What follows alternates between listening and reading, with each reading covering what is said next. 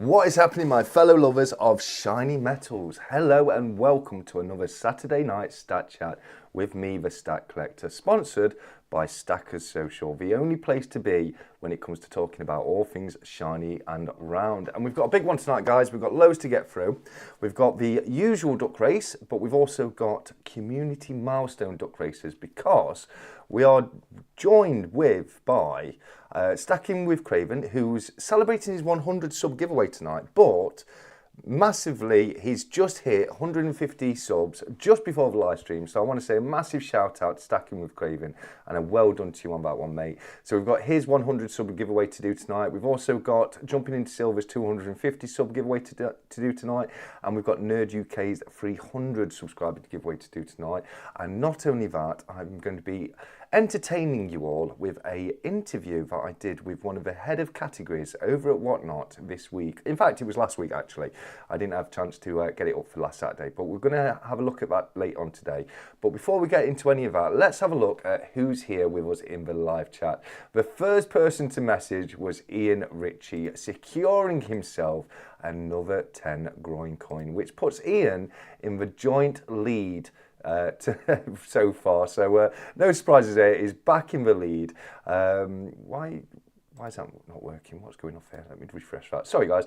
But yeah, let's have a look. We've got Ian Ritchie, we've got Louise Wawa, we've got Nerd UK, we've got Kevin Hawthorne coming all the way from Lakeland, Florida. We've got Joker's Wild, Papa H, Davinia Robbins, Stacking with Craven. We've also got, let's have a look, BBA's here as well. Nerd UK, Luke. Luke, congratulations on your 10 groin coin for the comment of the week, my friend. We've also got, let's have a look, who else? We've got Jumping into Silver's here. We've got William Grace is here as well. Villainous Bounty. Have I missed anybody else out? Yes, I have. Ian Atterbury. I don't think I've seen you yet, mate. And Joanne as well. Who else is there? Ray, great to see you as always, my friend. I think that may be it. But if I've missed anybody, I do apologise. It's far too soon for rig comments. We've not done anything yet, so keep those rig comments to yourself, Davinia, in Stack Chat Interact. Right, guys, as per usual, we will start off by having a look at what has been happening with gold and silver in the last week. And as you can see at the bottom right of the page, just down there, we've got a week of greens, and yeah, everything's on the up this week. Gold is now sitting at £2,502.49, or $3,329.53.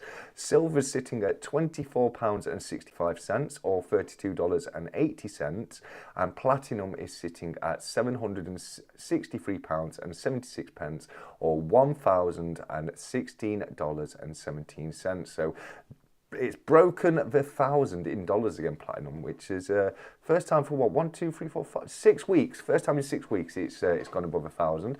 But let's have a look at what that means in the change. So gold has gone up £57.01, or $84.12, which is an increase of 2.3% on the pound and 2.56% on the dollar.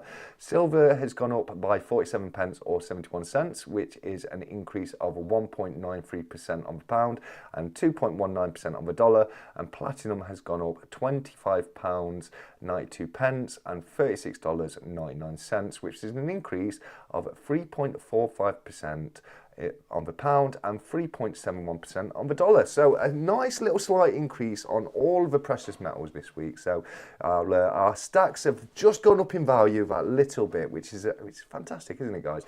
It really is. So what has been going off in the world of precious metals? Let's go, says 3865. I love legs go, he says in Stackers Social. I think that's meant to say let's go. I do believe we've got a beautiful Buckingham Palace coin by Davinia Robbins there, and the Jeremy the Rig guy as well. Oh, let's get that turned off. We don't need that on again. Right, yeah. So news articles this week. So I've got a few to go through. They're kind of borrowed from last week because we didn't have a chance to do any articles last week, but The first one is US-Ukraine minerals deal strengthens defence ties. The United States and Ukraine have signed a significant agreement to share profits from Ukraine's mineral and rare earth resources. This deal establishes a joint reconstruction investment fund aimed at repaying approximately $175 billion in aid provided by the US since the onset of the conflict with Russia. The agreement is seen as a strategic move, 𝗕𝗂𝗺𝗵𝗿𝗄, as a strategic move to ensure continued US investment in Ukraine's defence and reconstruction efforts, signalling a long-term commitment to Ukraine's sovereignty and prosperity. Chinese investors surge into gold funds. Chinese investors have poured into gold exchange-traded funds, ETFs, at an unprecedented rate, with inflows totaling 70 tons, or about $7.4 billion this month alone. This surge more than doubles the precious monthly record and reflects growing concerns over economic stability and currency fluctuations. The trend underscores gold's enduring appeal as a safe haven asset amid global financial uncertainties. 160 million gold treasure unearthed after 50 years. A remarkable collection of rare gold coins known as the Traveller Collection has been discovered after being hidden underground for over half a century. Valued at more than $100 million US, the treasure includes coins dating back to the 17th century, such as a 100 ducat gold coin from 1629 and a 70 ducat coin from 1621. The collection is set to be auctioned by 𝗬𝗵𝗇𝗃 Ars Classica, offering collectors a unique opportunity to own a piece of numismatic history. And then finally, Italy are releasing their first ever bullion coin, Flora and Fauna, the Daisy. In a historic move, Italy has released its first... Oh, hold on, 1 second.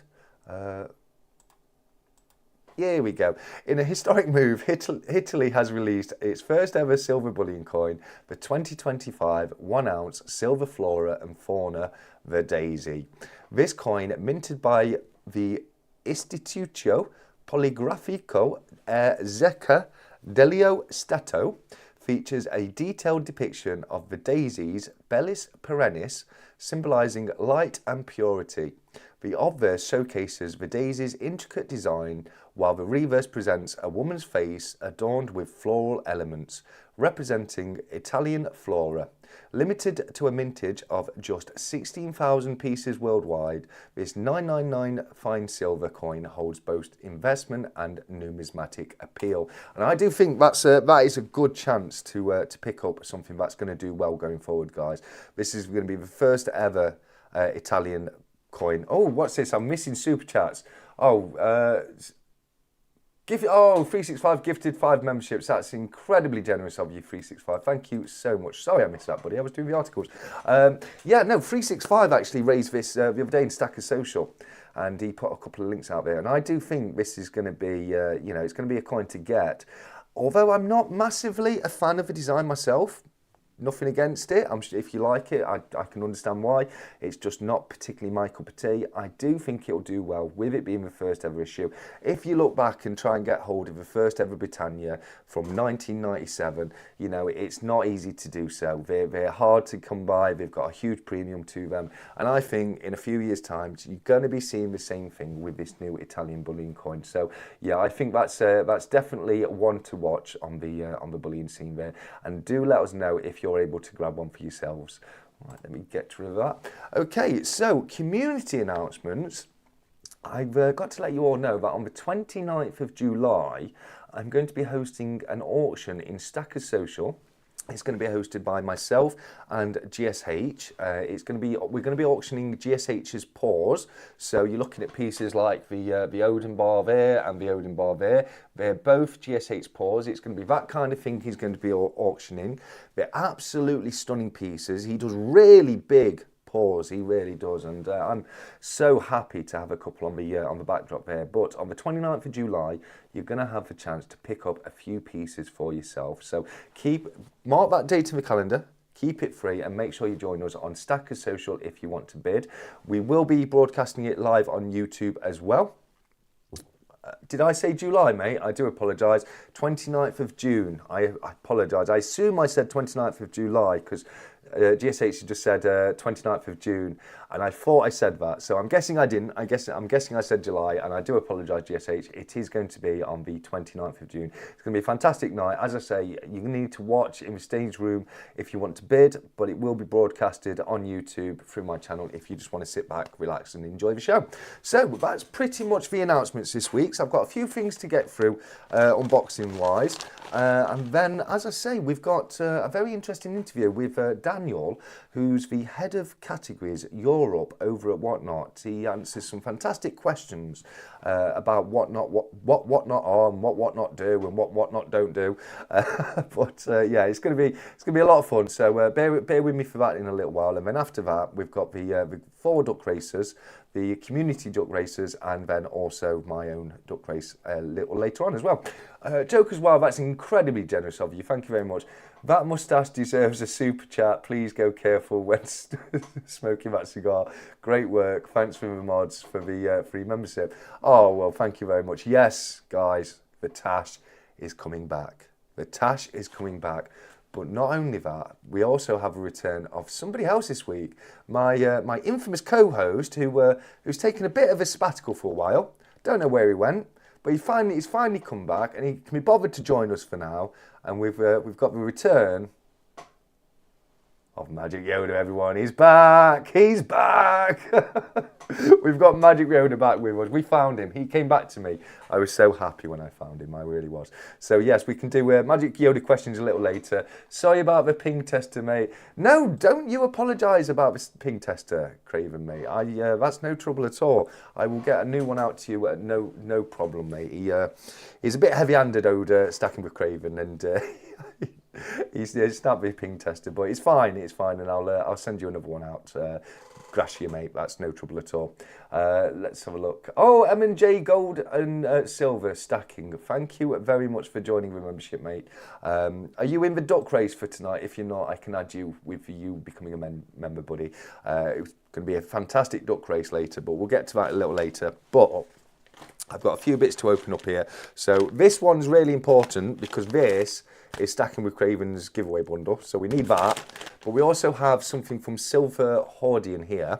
I love his name because it's Middle English for silver hoarder, and you know, I love my history, that kind of thing. So he sent across a few stickers, which is incredibly generous of him to have done. So we'll get them open and have a quick look at what he sent across. So he sent a little note here as well. These stickers are awesome, mate. We'll have a look at that. Oh, he's not just sent stickers either. This is very, very generous. We'll get to that in a second. We'll do the note first. And the note says, to 𝗕𝐂𝐶. Here is a few channel stickers, each with 1 gram 𝗬𝗁𝐶 mint bar and a 1 gram Germania mint bar. Keep one and give them to the winners in the duck races. Keep up the amazing work, 𝗕𝗂𝗄𝗏. And on the back we've got a George V silver threepence from 1936. So that's very, very kind of you, 𝗕𝗂𝗄𝗏. I really do appreciate that. I thought he was just sending across some stickers, so thank you so much. And speaking of stickers, these are awesome. Check this out. Check that out. You've got a beautiful kind of holographic kind of background on the line there, and you've got 𝗕𝗂𝗄𝗏 right there, and you've got his scannable code on the back. That's a huge sticker, that is, right there. And again, you've got the little 1 gram silver bars right there. I love the fact that it's from the 𝗬𝗁𝗶 mint, because again, going back to you know, to English history from 1,000 years ago, Wessex being the one kingdom of England that never truly fell to the Vikings.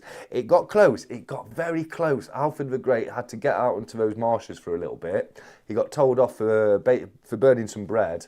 But no, they never truly took Wessex, and it was the last remaining kingdom of the Saxon England. But we'll pop one of those in the duck race bundle tonight, which has been very, very generously donated by 𝗕𝗂𝗄𝗏. We'll go through the other items that are going to be in the duck race tonight as well. So silver-wise, because we've just done a bit of silver there, I've popped in a 1928 sixpence right here. So that's a George V 1928 sixpence right there. I'm popping that in. True Legends, don't forget, has also popped in the 1/10 𝗃𝗃𝗃𝗃𝗃 right there, as well as one of his poker chips. You've also got the 1K Stacker Social poker chip as well. You've got a 𝗕𝗂𝗀𝗃𝗃 poker chip as well. You've got a 𝗀𝗁𝗃𝗃 business card. You've got a Stacker Social business card. You've got a McDonald bullion sticker. You've got a stamp sticker for Queen Elizabeth. You've got a Saturday Stack Chat sticker, a Stack Collector sticker, a Stacker Social sticker, a 𝗕𝗂𝗃𝗃 sticker, a Cobra Stacker sticker, a Cranky Stacker sticker, a KY8 Stacker sticker, and a Stacker Social Pokemon card as well. So plenty of stickers and a few other coins. This one I do believe was donated by Dave Richardson, if I'm not mistaken. You've got a 1 ounce silver, copper Morgan dollar right there from 𝗕𝗂𝗃𝗃. I'm sure it's 𝗕𝗂𝗃𝗃. You've got a few different 1 cents there. So you've got the I don't know what that cent is. You've got, it looks like Abe Lincoln, I'm assuming in front of the Lincoln Memorial there. But then you've got the standard cent and you've got a Canadian 1 cent as well. I've popped in one of the 1943 steel 1 cents as well. I think it was Dave Richardson who popped in the 1977 Silver Jubilee crown right there. I've popped in a 1981 Royal Wedding crown as well. And not sure, these might have come from Dave. You've got 1960 florin and a 1956 shilling as well. So that's your bundle so far, guys. That's your bundle so far. Let's get on to the next package, because this might just affect the duck race bundle. These duck races getting better every week. Thank you, Louise, and thank you to everyone who donates to help make them better. You know, I do truly appreciate it. You know, people like 𝗪𝗪𝗪𝗪, and you know, True Legends, and all the people who, you know, Dave Richardson, BBA sent stuff across before as well. Everyone who sent stuff across, I can't tell you how much I appreciate it. It really does mean a lot to me. Let's have a look. TSC, did you get? No, I didn't get a parking ticket, mate. You and Havens had to ring and get cancelled. No, I never got a parking ticket, buddy. 𝗀𝗶𝗃𝗃𝗃, you are so cute. You're the only one who spells my name the French way. Oh, bless him. Is 𝗀𝗵𝗃 here, is he? I didn't think 𝗀𝗵𝗃 was going to be able to join us just yet.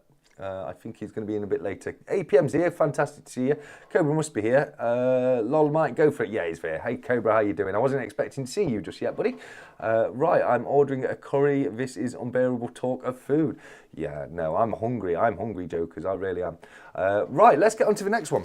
I'm glad 𝗀𝗵𝗃's here. I really am glad 𝗀𝗵𝗃's here, because what we have right here is a little something that I've picked up from 𝗀𝗵𝗃, because it was gorgeous and I had to buy it when I saw it. There's a little, you might have noticed, there's a little blank spot right there on my display, and that's because very well packaged by 𝗀𝗵𝗃, very, very well packaged. Let me see if I can figure this out. Let's have a look here. Here we go. There we go. There we go. Okie dokie.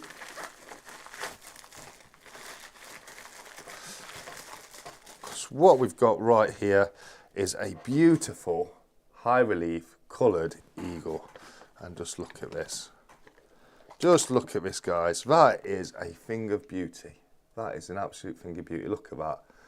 Absolutely gorgeous. It's for 2025 Fiji, $1.999 fine silver. You've got the seal of Fiji right there, and you've got a beautiful gold gilded eagle right there. And I think that's absolutely gorgeous. So I'm going to pop that on my backdrop right there. But don't worry, guys, because it's not just me who's got one.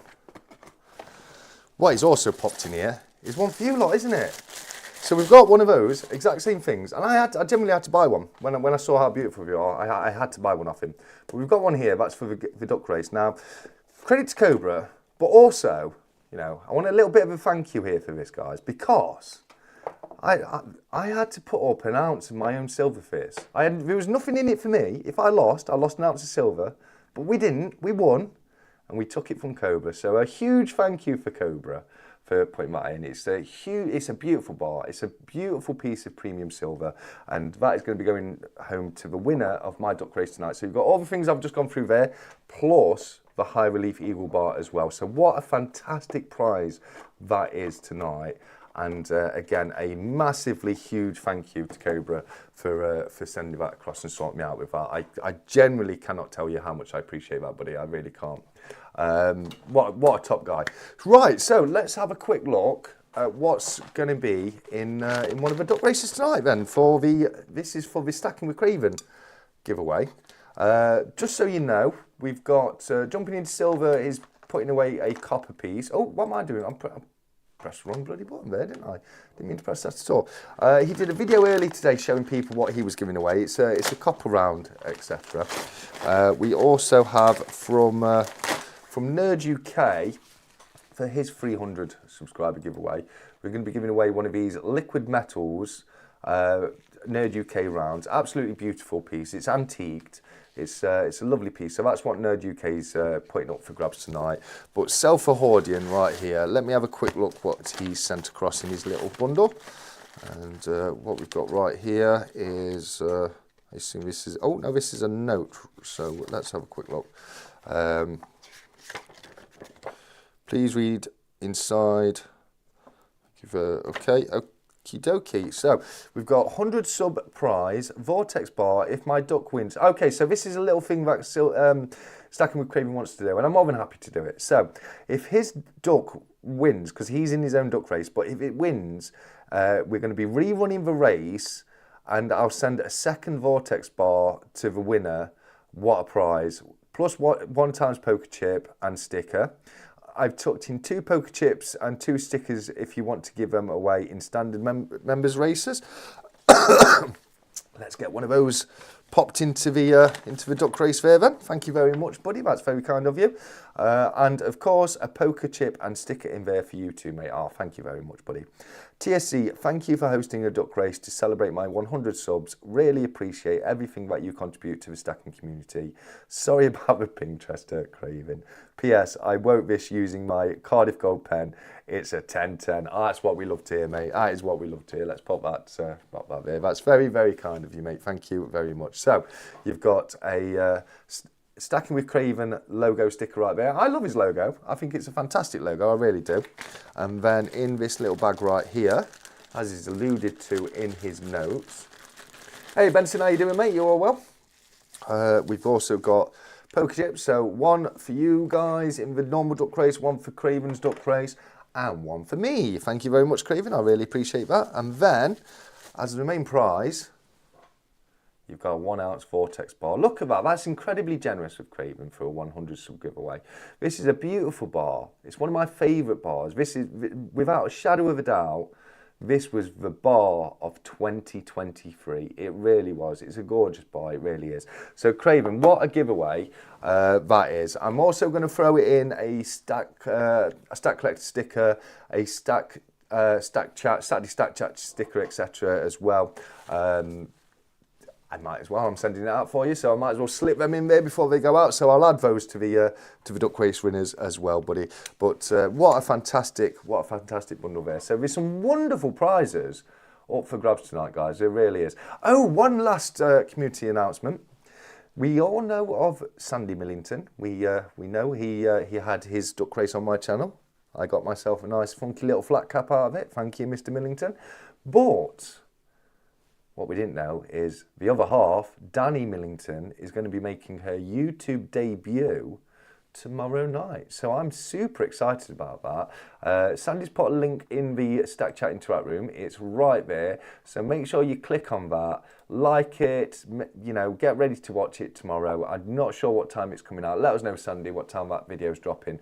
But I'm very much looking forward to seeing that. I really am. Self-holding says excited. Yeah, absolutely. Some amazing prizes for people. There'll be some absolutely fantastic prizes tonight. There really, really is. And yeah, I can't thank everyone who's donated enough. I really, really can't. Let's have a look. She will be on the house. She will be on the house soon, thanks to 𝗕𝘂𝐿. The premiere is at 6 p.m. There you go, 6 p.m. tomorrow night, guys. Make sure you're there. I want to see you all in the chat. I will be there myself for sure. Robot Toaster, how you doing, my friend? Fantastic to see you here, mate. Let's have a look. What else we got? Go on the Millington, says Ian. I love it, mate. I absolutely love it. 100%. Sandy's doing some fantastic work with his channel. He really is. Some of these new creators that popping up at the moment are doing some fantastic work. You really are, guys. Well done to you. I tip my hat to you and keep doing what you're doing.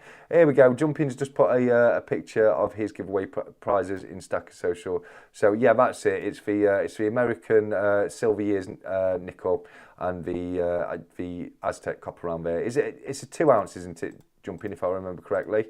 2 ounce, yeah, I can just see 2 ounce at the top there. Yeah, so you've got the 2 ounce Aztec copper round, and you've got the silver nickel, right? Silver dime, I think it is. No, silver nickel, isn't it? It is, yeah, silver nickel. I always get them nickels and dimes mixed up because I don't use American currency. So yeah, I always get them mixed up, unfortunately. Let's have a look what else we got. Yeah, I think that's about it for the chat. So, right, so that's all I've got to go through for this first hour, really. We've done all the unboxings. We've had a look at what's been going on in the week. So, what do you reckon, guys? Do you want to see me chat with one of the high ups at Whatnot and do my very best at what is supposed to be an interview? What do you reckon, guys? Should we get it out of the way? It's going to be an easy one for me tonight because I've only got I've just got to press the play button and have an half an hour's break. So we'll get that done then. We'll do that now, and then we'll come back and do the duck races afterwards, and we'll just have a bit of a community hangout after the duck races, and that'll be that, guys. But yeah, without any further delay, I will pass you over to pre-recorded TSC. Here we go, guys. Thank you. Hello, everybody. I'm joined today by Daniel, who is the head of categories over at Whatnot. Daniel's been kind enough to agree to answer a few questions I have about the platform. So, without any further delay, let's get into it. Daniel, how are you doing today? I'm very well, thank you. Beautiful outside, and yeah, I appreciate you having me on. And I appreciate you being here. Thank you very much, mate. So we'll start off with the first question, and this one's for anybody who's not aware of what Whatnot is. Can you give us a very quick elevator pitch as to what Whatnot is? Sure. So look, we all have things that we're passionate about. It's kind of what makes life interesting, and I think in your case, because I know you and your audience case, it's probably coins and things related to coins. So Whatnot's really the destination to buy and sell and discover the things that you really love. We're the world's largest live stream shopping platform, pure play live stream shopping platform in North America and Europe. And that we include UK in that. And it enables buyers and sellers to connect in real time, chat, build relationships, run live auctions. And it's essentially a very fun and personalized way to shop online. Like a quick stat, after just 5 years in business, we're still seeing well over 2 million hours of live streams being watched on the platform every week. So it's growing very, very fast. And, we were founded by collectors. So it's collectibles, even though it's not, and we can talk about that, it's not just what we do. It's very much within our DNA. Yeah. So what inspired the creation of Whatnot, and how has it evolved since it was first launched? Sure. Yeah. I mean, it's been a really pretty amazing journey. So we were founded at the end of 2019, as I mentioned, by collectors, both of whom are still the co-founders of the business and very, very much involved. And initially, actually, the first kind of product that was sold on Whatnot was Funko Pops. Okay. And that was sort of where it started.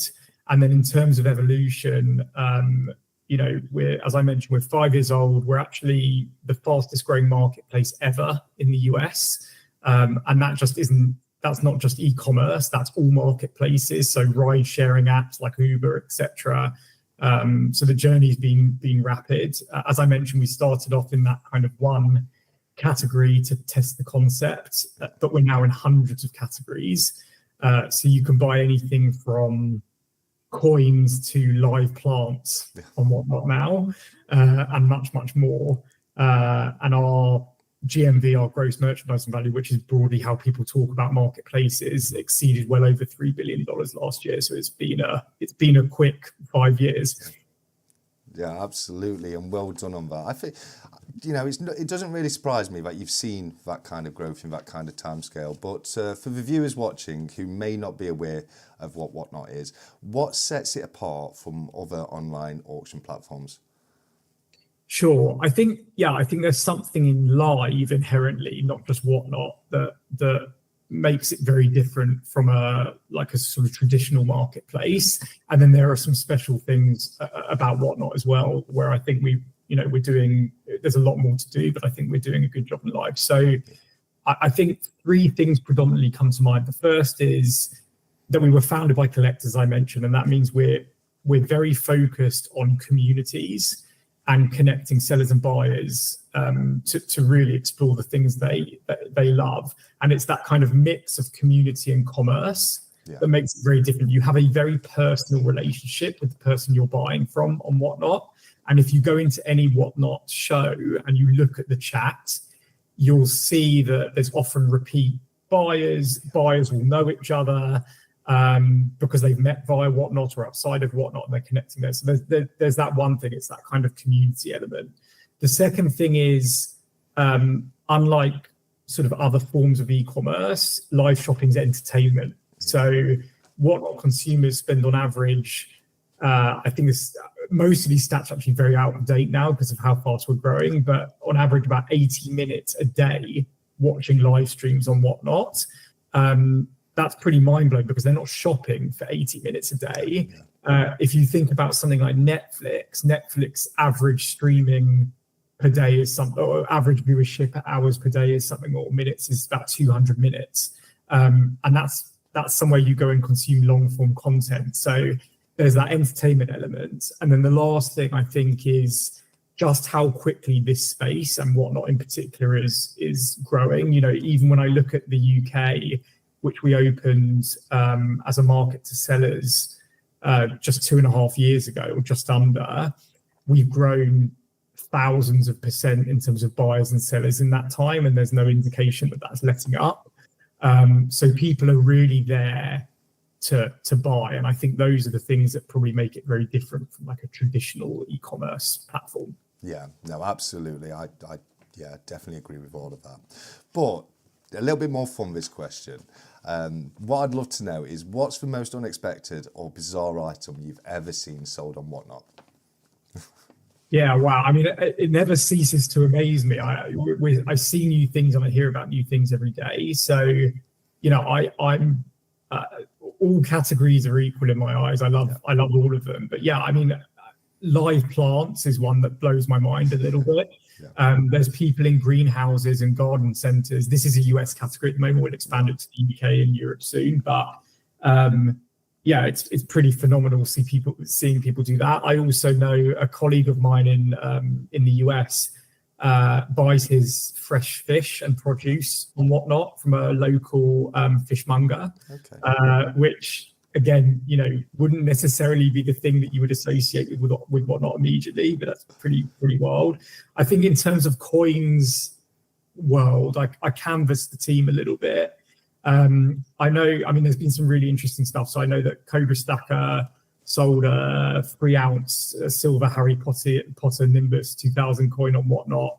I think that's a really fun product. As someone, by the way, I'm speaking as someone that's learning about the coins market. So, that for me, that was a nice gateway in, I think.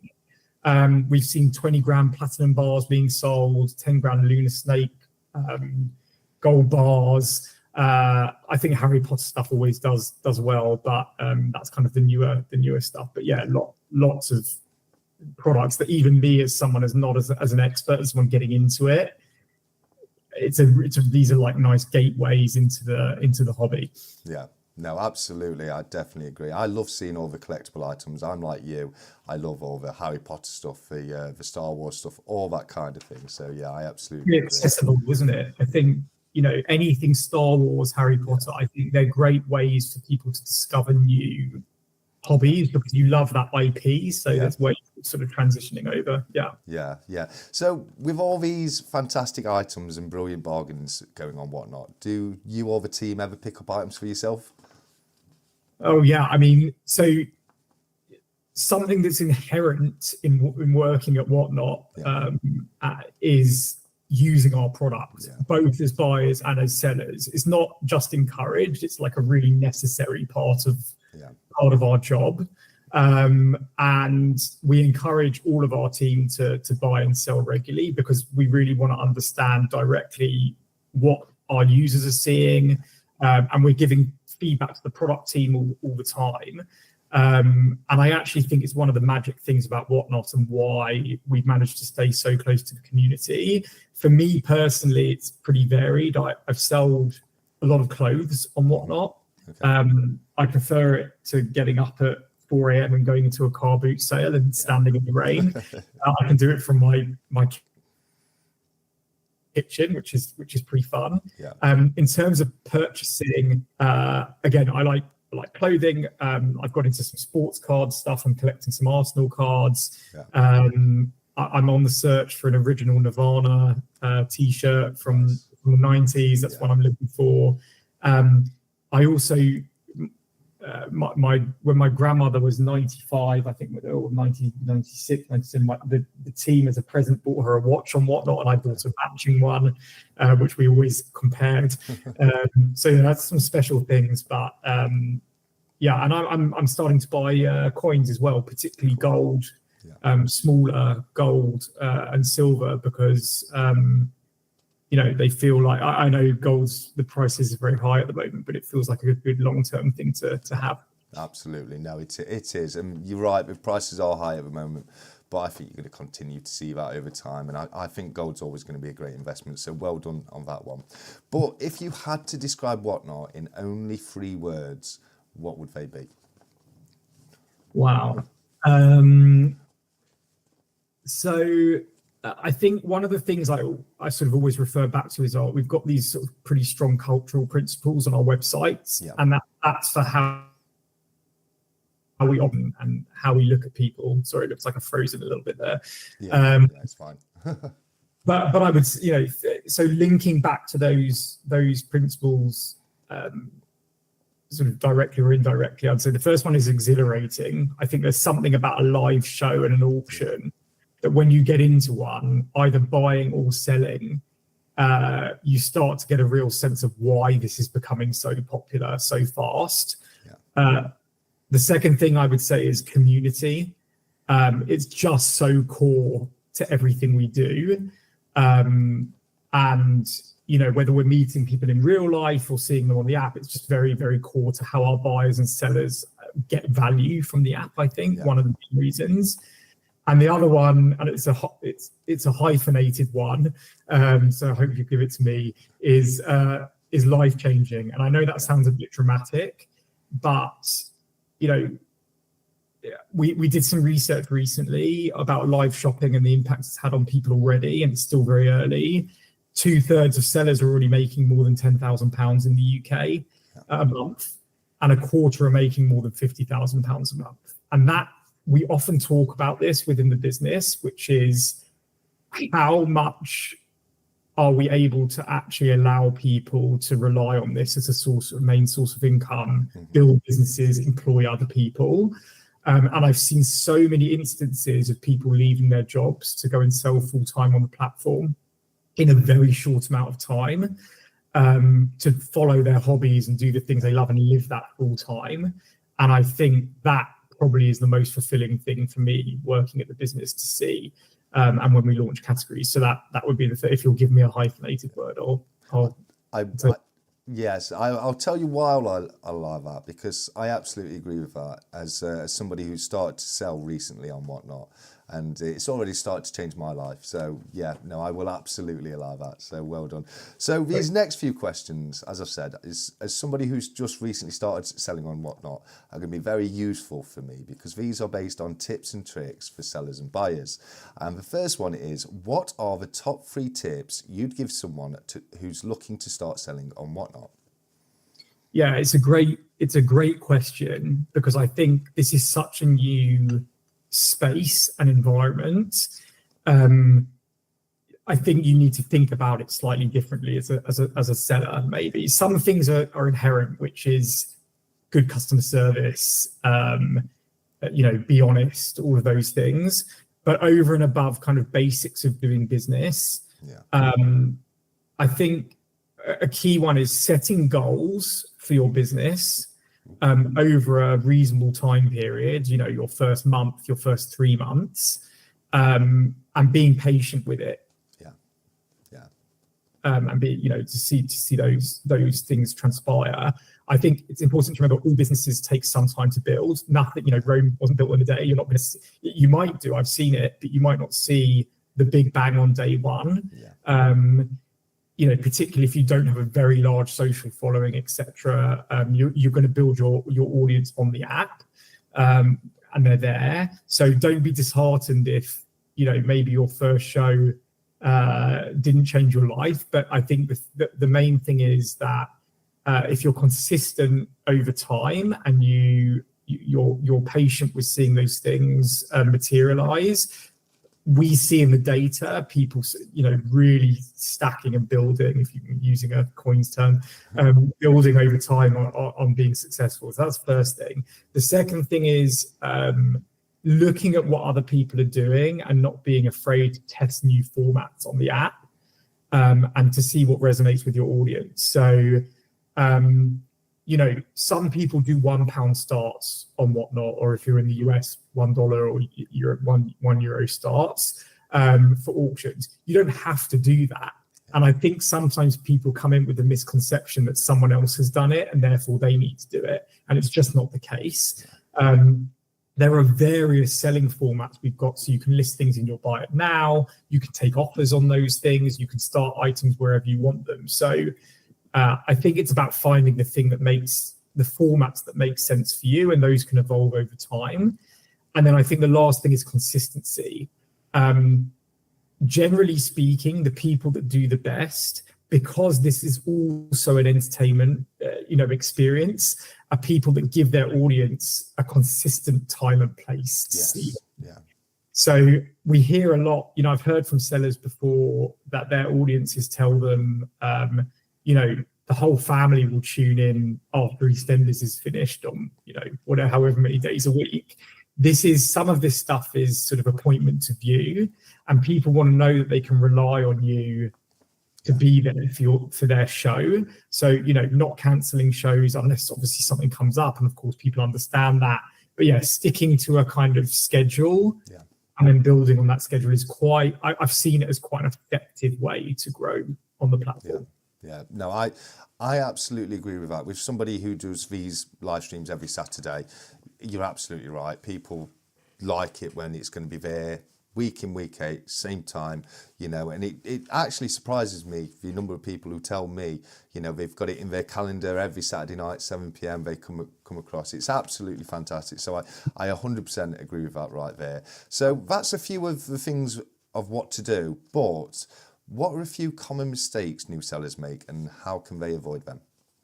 Sure, and we can talk a bit about, afterwards about some of the resources we've got to help people, focus on the right hygiene stuff. But I would say to my earlier point, lack of consistency is one. You've got to build an audience like on any other platform, and the audience are there, but you've got to, you have to serve that audience. The second is, sort of not doing the basics. So think about what you would want to see in someone else's show. You want to promote your shows. You want to make sure that your shows are scheduled in advance and you're not putting them up 2 minutes before you go live. You want a great thumbnail on your show. You wouldn't sort of put Instagram post up with a blank image. You'd use something that's appealing. You want to encourage people to bookmark your shows before they go live, which is a feature that we have where essentially you can ask people to pre-bookmark the show and then they get alerted with a push notification when that show goes live. So all of those kind of basics, sometimes I think people forget to do them. And again, it's about thinking, okay, scrolling through the app, what are the things that look attractive to me and making me want to tune in, and making sure that you're doing those basics. Absolutely. So, I mean, that's some fantastic advice right there on both what to and what not to do. And I'll be honest with you, as someone who's recently started selling, they resonate with me. So I know, what you've said makes a lot of sense right there. But just out of interest, what's the weirdest strategy you've ever seen someone use to get people bidding in an auction? Wow. I mean, yeah, to give you the boring answer first, we have a load of features to help people drive engagement. So, show promotion tools we've got something called Community Boost, which actually lets your audience help boost your show.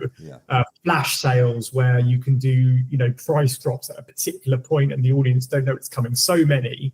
I think in terms of interesting formats, again, from my own experience of watching coin shows in particular, and also canvassing the team. So Oliver's Bullion does an interesting thing where he has a QR code on the show that people can scan, and basically request songs during the live stream.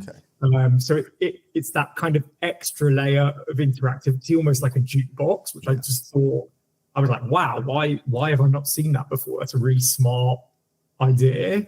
𝗂𝗂 Bullion does stuff with his kids, which I think is not everyone has to do that. It's a very personal choice, but it's like a very family friendly show. And I think that, again, that's attractive to a very particular, sort of family focused audience. And then Silver Sloth 925, I think is the username, does hand stamping during the show. And again, that's really, really interesting. And then others like the Coin Club will do, Star Wars days, sort of themed shows. And I think there's just endless ideas. And I would also look at other categories to see what people in fashion are doing, or sports cards are doing, or Pokemon. There are so many ideas out there. And I'm really excited to see how this develops over time. Yeah, no, absolutely. And I agree with that again. Over the weekend, I was watching one of the Pokemon sellers live from a show, and they had an overlay on their screen, and I thought, that looks really good, that does. I'm going to steal that. I redesigned it a little bit, of course, but you're absolutely right to see what other people are doing and take that inspiration, where you see fit. So no, that's absolutely brilliant. Now, I know for a fact that Whatnot, you're a business, you do what you do, but you're also spending a lot of time investing into the community, aren't you? So what type of community are you hoping to build on Whatnot? Yeah, it's interesting because we look at Whatnot in many ways we look at it in some ways as one community, but in many ways we are very careful to treat each sort of sub-community and area of interest differently, as in terms of understanding how they interact and meeting them where they are, because that's so key. So, the features might be universal, but the way that we manage the communities, I think, is quite personal. So, and I would say the big thing about this is obviously the sellers themselves, the sellers and buyers are the ones building these communities, and then we're sort of there to help and facilitate it. And I've seen some pretty amazing things with people who have met on the app and may have been transacting with each other and in the chat for, at this point in my sort of Europe lens, over 2 years, and then they'll meet in real life at a convention, or plan to meet at a convention, and these people are already friends, but they've never actually physically met, which is pretty amazing. So look, we want a really thriving, trusted community where regardless of people's interests, because obviously you've got coins and bullion as a category, but under that you've got stackers, you've got numismatists, you've got all of these separate sub communities, and we want people to have this as a really safe and fun place to spend time in their hobby, and share that passion. So that's really what we're trying to build, and we're doing that both on the app with things like on-app events that we run, and actually we've got one coming up, which is WhatNotCon, which, let me just check when it's the 15th to the 18th of May. And that's like almost like a live show in your pocket. And we're going to have multiple categories, but we'll create spaces on the app for coins, as well as going and meeting the community in person at various shows. And we've been, I don't know how many shows we've been to since we launched coins pretty recently, but many. And I also went to the World Coin Fair in Berlin, which is where we met in person. And, you know, we really want to make sure that we're understanding what the community wants at those places. Yeah, no, I get that. And to be honest, I was going to bring up Germany, because when you said about going to conventions and seeing those people meet up and we're already friends, we saw that 100%, didn't we, when we were in Germany, for sure, absolutely. Now, you've just answered my next question, because that was going to be if there's any features coming up. But you're absolutely right. I mean, myself personally, I met you guys in February at the Germany World Fair. I was able to do an auction with 𝗀𝗵𝗃 at the time. I've met up with you guys in March at the West Midlands Coin Fair, and just this last weekend at the Yorkshire Coin Fair. So I'm personally having so much fun going to these shows and doing the live auctions direct from the shows. And I think it's, you know, these events that you're doing are absolutely excellent. I encourage everybody out there to get involved in the events, because although there's bargains to be had at whatnot at all time, you guys go to lengths, don't you, to make sure that there's additional bargains, drop-in giveaways, all that kind of stuff that makes them just unbelievable, isn't it? Yeah, we really want to support the buyers and sellers, and you know, talking about sort of, you know, turning up in real life shows. We want to show some of those communities. We want to showcase our sellers, so we want to be there with our sellers, because, you know, you selling on the app, showing, you know, how it works within your community is much more effective than anything we can do standing there with a banner and some flyers. It brings it to life much more. And also, one thing we've noticed actually over time, and regardless of category, is sometimes smaller sellers might not be able to afford to go and exhibit at one of these fairs. You know, you've got to buy a table, you've got to have the stock. It takes a huge amount of time out of your day, etc. So we want to give people opportunities to be there with us, and maybe go live on the app, and we go around the fair and we buy some stuff from some of the vendors and then sell it on the app. So yeah, we want to give people a chance to get involved in things they might not necessarily have been able to get involved in, because we're sort of supporting the community. Yeah, brilliant.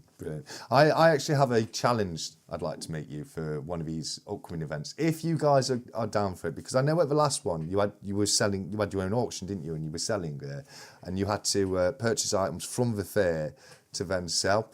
Now, if I get the chance to come back to another one of these fairs, I'd like to challenge you that we both have the same budget. I'll go and buy some stock, you guys buy some stock, and we can see who does best in the auction. How do you feel? I mean, I would love that. And I'm also pretty sure I know who would win, and it wouldn't be us. I don't know. You guys did pretty well last Sunday. I was quite impressed actually with how well they handled it. The team, credit to the team. Yeah. But yeah, that'd be good fun. That'd be good fun. Definitely. So what's the best success story you've seen from a seller on Whatnot? I mean, again, we share these a lot internally in the business, because it's an amazing motivator to see the impacts that, you know, we work very hard, so it's amazing to see that impact. Look, I'll talk about a general one, then I'll talk about some coin related ones, but the human stories I think are always the most compelling and the most interesting. So one of the first two categories I launched with the team in the UK when we opened in the UK were trading card games and sports cards, and I onboarded a seller called 𝗀𝗁𝗃𝗀𝗃 who's selling sports cards. He now sells many different types of cards, and he was a pharmacist, but he had a passion for selling sports trading cards and collecting them, and pretty quickly he was able to build a pretty significant business and leave his job and make this full time. He now employs a team, has multiple channels doing different things on the platform, and has essentially gone built a really pretty material business on the platform and is also employing other people. And those people are now, making careers and livings on the basis of live shopping and selling on Whatnot. So that one, and I've seen many stories like that, but that was the first one that I thought, wow, this is really a thing. And it's going to be and it continues to be a material thing. In coins specifically, I know that like Oliver's Bullion, again, as an example, was originally a buyer on the platform and gave it a go as a seller. And that's evolved pretty quickly. Coins and Collectibles, who we were together with in Germany too, lovely guy, had a pretty, and I know he won't mind me talking about it because he's spoken about it before, pretty publicly, but he had a terrible accident in 2021. And he sort of really dedicated himself to growing a business and built this really amazing community on the app. And I think, obviously those two things are separate, but I think it's given him, hopefully he would agree, sort of another outlet, which I love. So yes, it's those personal stories of people,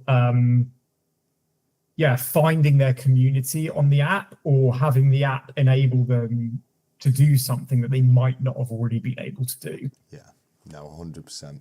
Okay, so I'm going to get a bit personal now, Dan. Okay, so if you had to run your own Whatnot auction, what would you sell? Yeah, I mean, I actually don't have to be hypothetical because, and a shameless plug, you can follow me on Whatnot, Daniel. So that's my Whatnot username, and I don't go live as much as I would like, but I try at least to go live, a couple of times a month. Yeah. I'd like to go live at least once a week, but I'm sort of focusing on helping sellers grow their businesses. As I mentioned, I sell mostly clothes. I actually just dug through. I keep things in pristine condition, and I never really throw anything out, which isn't great. Yeah. So I just found a load of stuff that as a teenager I bought in like 1999, 2000, including a very cool pair of Oakley eye jacket sunglasses, which are now apparently very fashionable again. Yeah. So you can go onto my account and see those there. The other one that's sort of more regular, which may sound a bit off the wall, but my daughter and I sell slime that she makes. Okay. Kids are like really into this now. She's 10.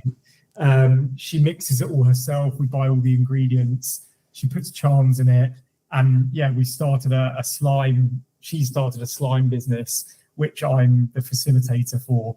And we go on the app. She doesn't show her face. We just talk. We show her hands. And she's made £150 in 2 lives. Brilliant. Which I think is pretty good for a 10-year-old. And we give some to charity, and she keeps the rest, and we put it in savings for her. That's what I'm doing. Oh, that's fantastic. I wish I could make that kind of money when I was 10 years old. I'll tell you that. So. Same here. Yeah. So well done. No, well done. That's fantastic news. So if you could have any celebrity or historical figure, past or present, to host a Whatnot auction, who would it be and why? Well, a huge question. I mean, actually, you may or may not know that Whatnot's generally, and I'm not swerving the question, I will answer it, but is known for having some pretty big names actually sell on the app because they're passionate about those areas. So pretty early, we had Logan Paul selling Pokemon cards. He got into the app very, very early. Similarly, Gary V is a big fan of the app and sells pretty regularly on the app. He has his own trading card product. Kat Von D, who's like a fashion, maven, sells her shoes and her clothes on the app pretty regularly to people. One of my favorite ones, Post Malone, who I'm big fan of Post Malone. Yeah. A few times has sold on the app. He's a Magic the Gathering player. Yeah. So he sells Magic and has sold Magic in the past on the app, as has not Magic, but vinyl records. Questlove from The Roots, a band I love, like real old school, sort of hip hop bands. So we've got sort of a history of that, and also some Premier League players selling football cards. But I think for me, and I've actually just come back from Disney with my kids, so it's like very top of mind. I'd probably have Harrison Ford.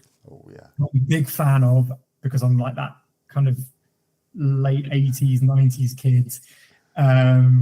And Raiders of the Lost Ark and Star Wars films. I would love to see Harrison Ford sell Star Wars, maybe some Star Wars coins on the app. That would be amazing. Or some Star Wars merch, I think would be super cool. Because he just seems like an amazing person, and yeah, so deep, I think, in collectors' psyches as an actor. Yeah, no, absolutely. Great choice there, Harrison Ford. And like yourself, grew up in the 80s and 90s, Indiana Jones, Han Solo. Brilliant choice, absolutely fantastic. Okay, so just a few more questions now, just to close it down. But Whatnot's been around for 5 years. You've seen some incredible growth since 2019. But where do you see Whatnot being in 5 years' time from now?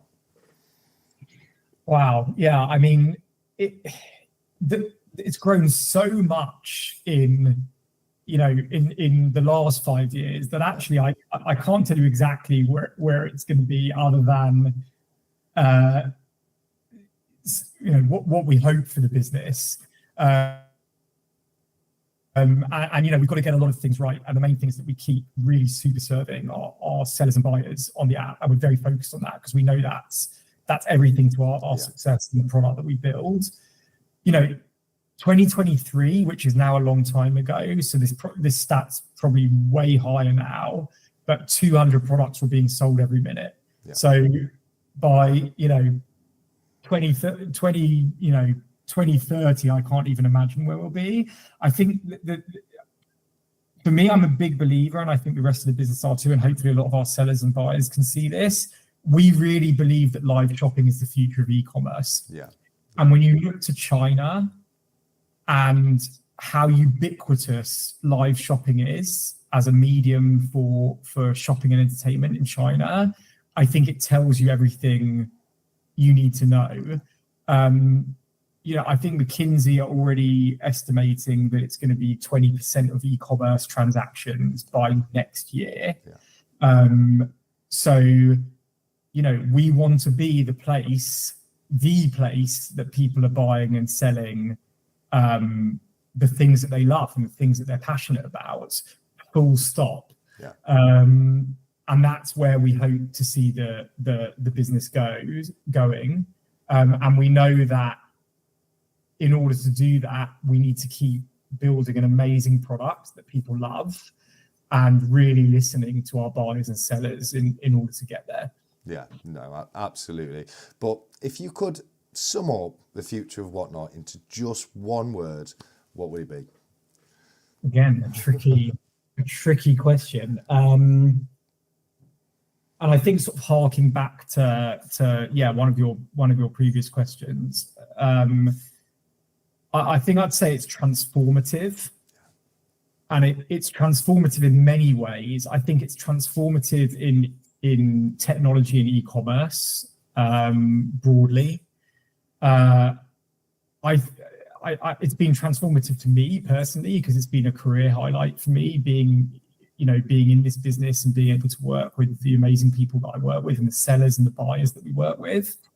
And then I think lastly, also to my earlier point, transformative to buyers and sellers in terms of how they run their businesses. The world is changing rapidly. The high street's under increasing pressure, and I really hope, and I've already seen it in action, but I hope it continues, that Whatnot can be an outlet to let all sizes of businesses, including small businesses,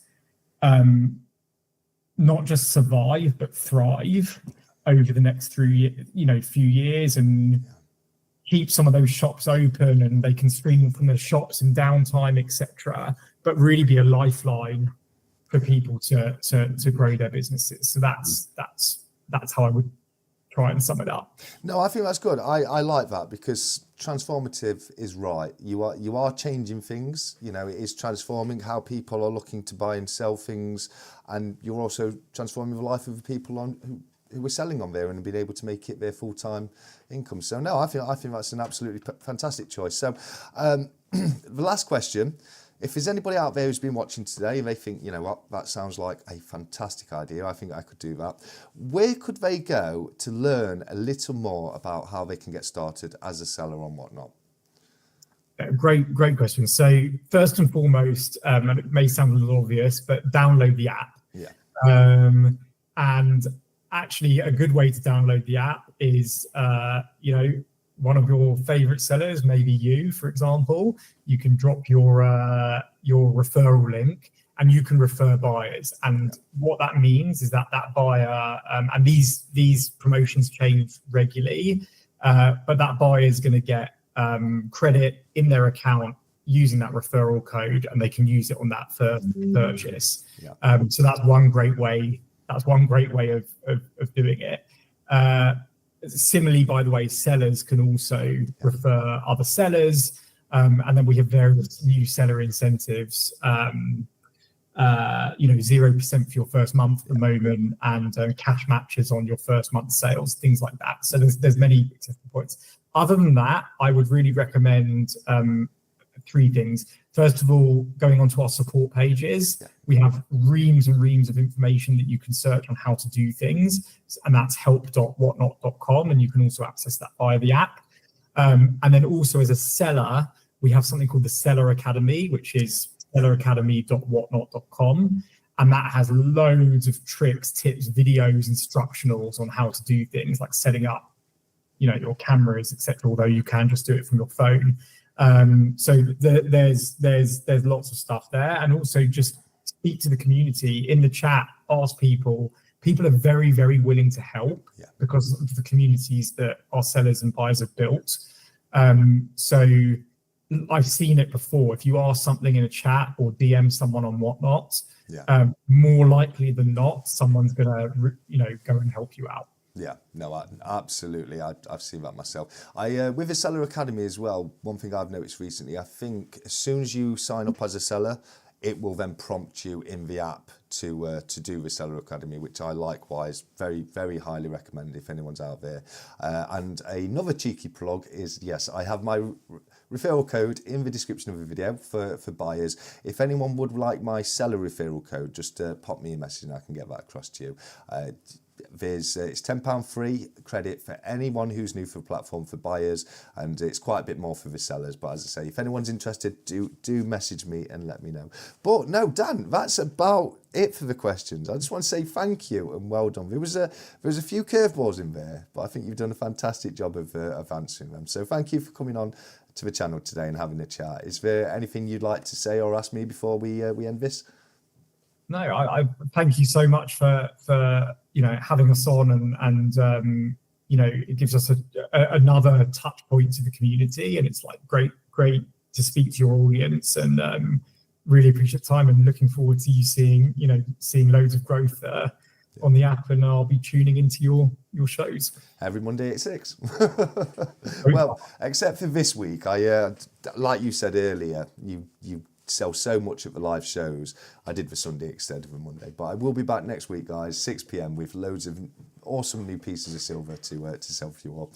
But no, Dan, thank you so much for coming on. It has been a pleasure. I think this is the first time we've spoken properly since we met in Germany, isn't it? It's true. Yeah. True. That was great fun that weekend. It was. So yeah, no, thank you very much, and we'll leave it there. So I'll say goodbye to everyone, and I'll see you again live. Great, thank you. Thank you for watching, everybody. I hope you enjoyed that. I had a lot of fun doing that interview with Daniel from Whatnot. He's a great guy. I met him over in Germany with a few of other guys, and he really is a fantastic chap. Just to respond to some of the chats I've seen throughout the interview there. With Whatnot, the thing to remember is it all goes down to the individual seller. Everyone's auction is different. Some people have mentioned the spin wheels. I have nothing to do with the spin wheels. Like people have said in the chat, that's gambling. It's just straight up gambling, and it's not something I have anything to do with. Depending on the seller, some of the sellers get a lot of viewers in there, and their auctions can be very fast paced. Some of the smaller sellers like myself, they have much slower paced auctions with a lot less bidding on them. And one of the reasons why most people have the auctions so slow is because you get all the bidding right at the end. Even with mine, 30-second auctions, you'll get one, maybe two bids in the first 20 seconds, and then we go into the last 10 seconds, and that's when you start getting all the bids in. So it's kind of a waste of time having longer auctions if people aren't going to bid to the last minute, and that's the reason why I do my auctions a lot shorter anyway. But there definitely are some absolute bargains to be had on Whatnot. Just ask some of the people who's been into my auctions on a Monday.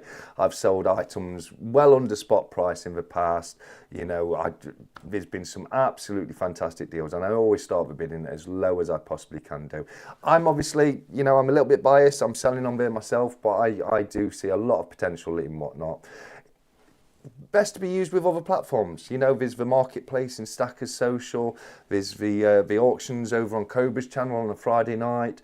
But yeah, keep your eyes open. And if you're into pre-decimal stuff, come and see me on a Monday. I'll sort you out. I'll do you some good prices for sure. But definitely let me know what you thought of the interview, guys. It should be banned in my opinion, and probably will be eventually. I'm guessing that's the spin wheels.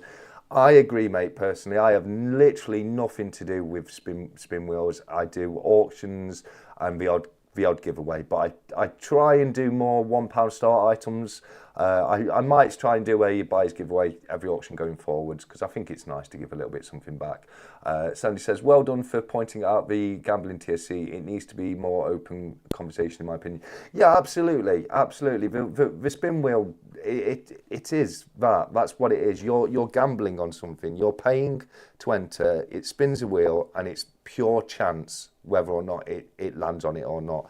And it is absolutely gambling. I absolutely recommend to stay away from that. If you want to, if you really want, if you know what you're doing and you really want to do it, then it's your money, fair play. But I, like a lot of people in the chat, I do tend to get, and do recommend to keep away from the spinning wheel shows, etc. I thought that the wheels were banned. It's all those surprise sets now. But they're all almost worse. I don't even know what a surprise set is.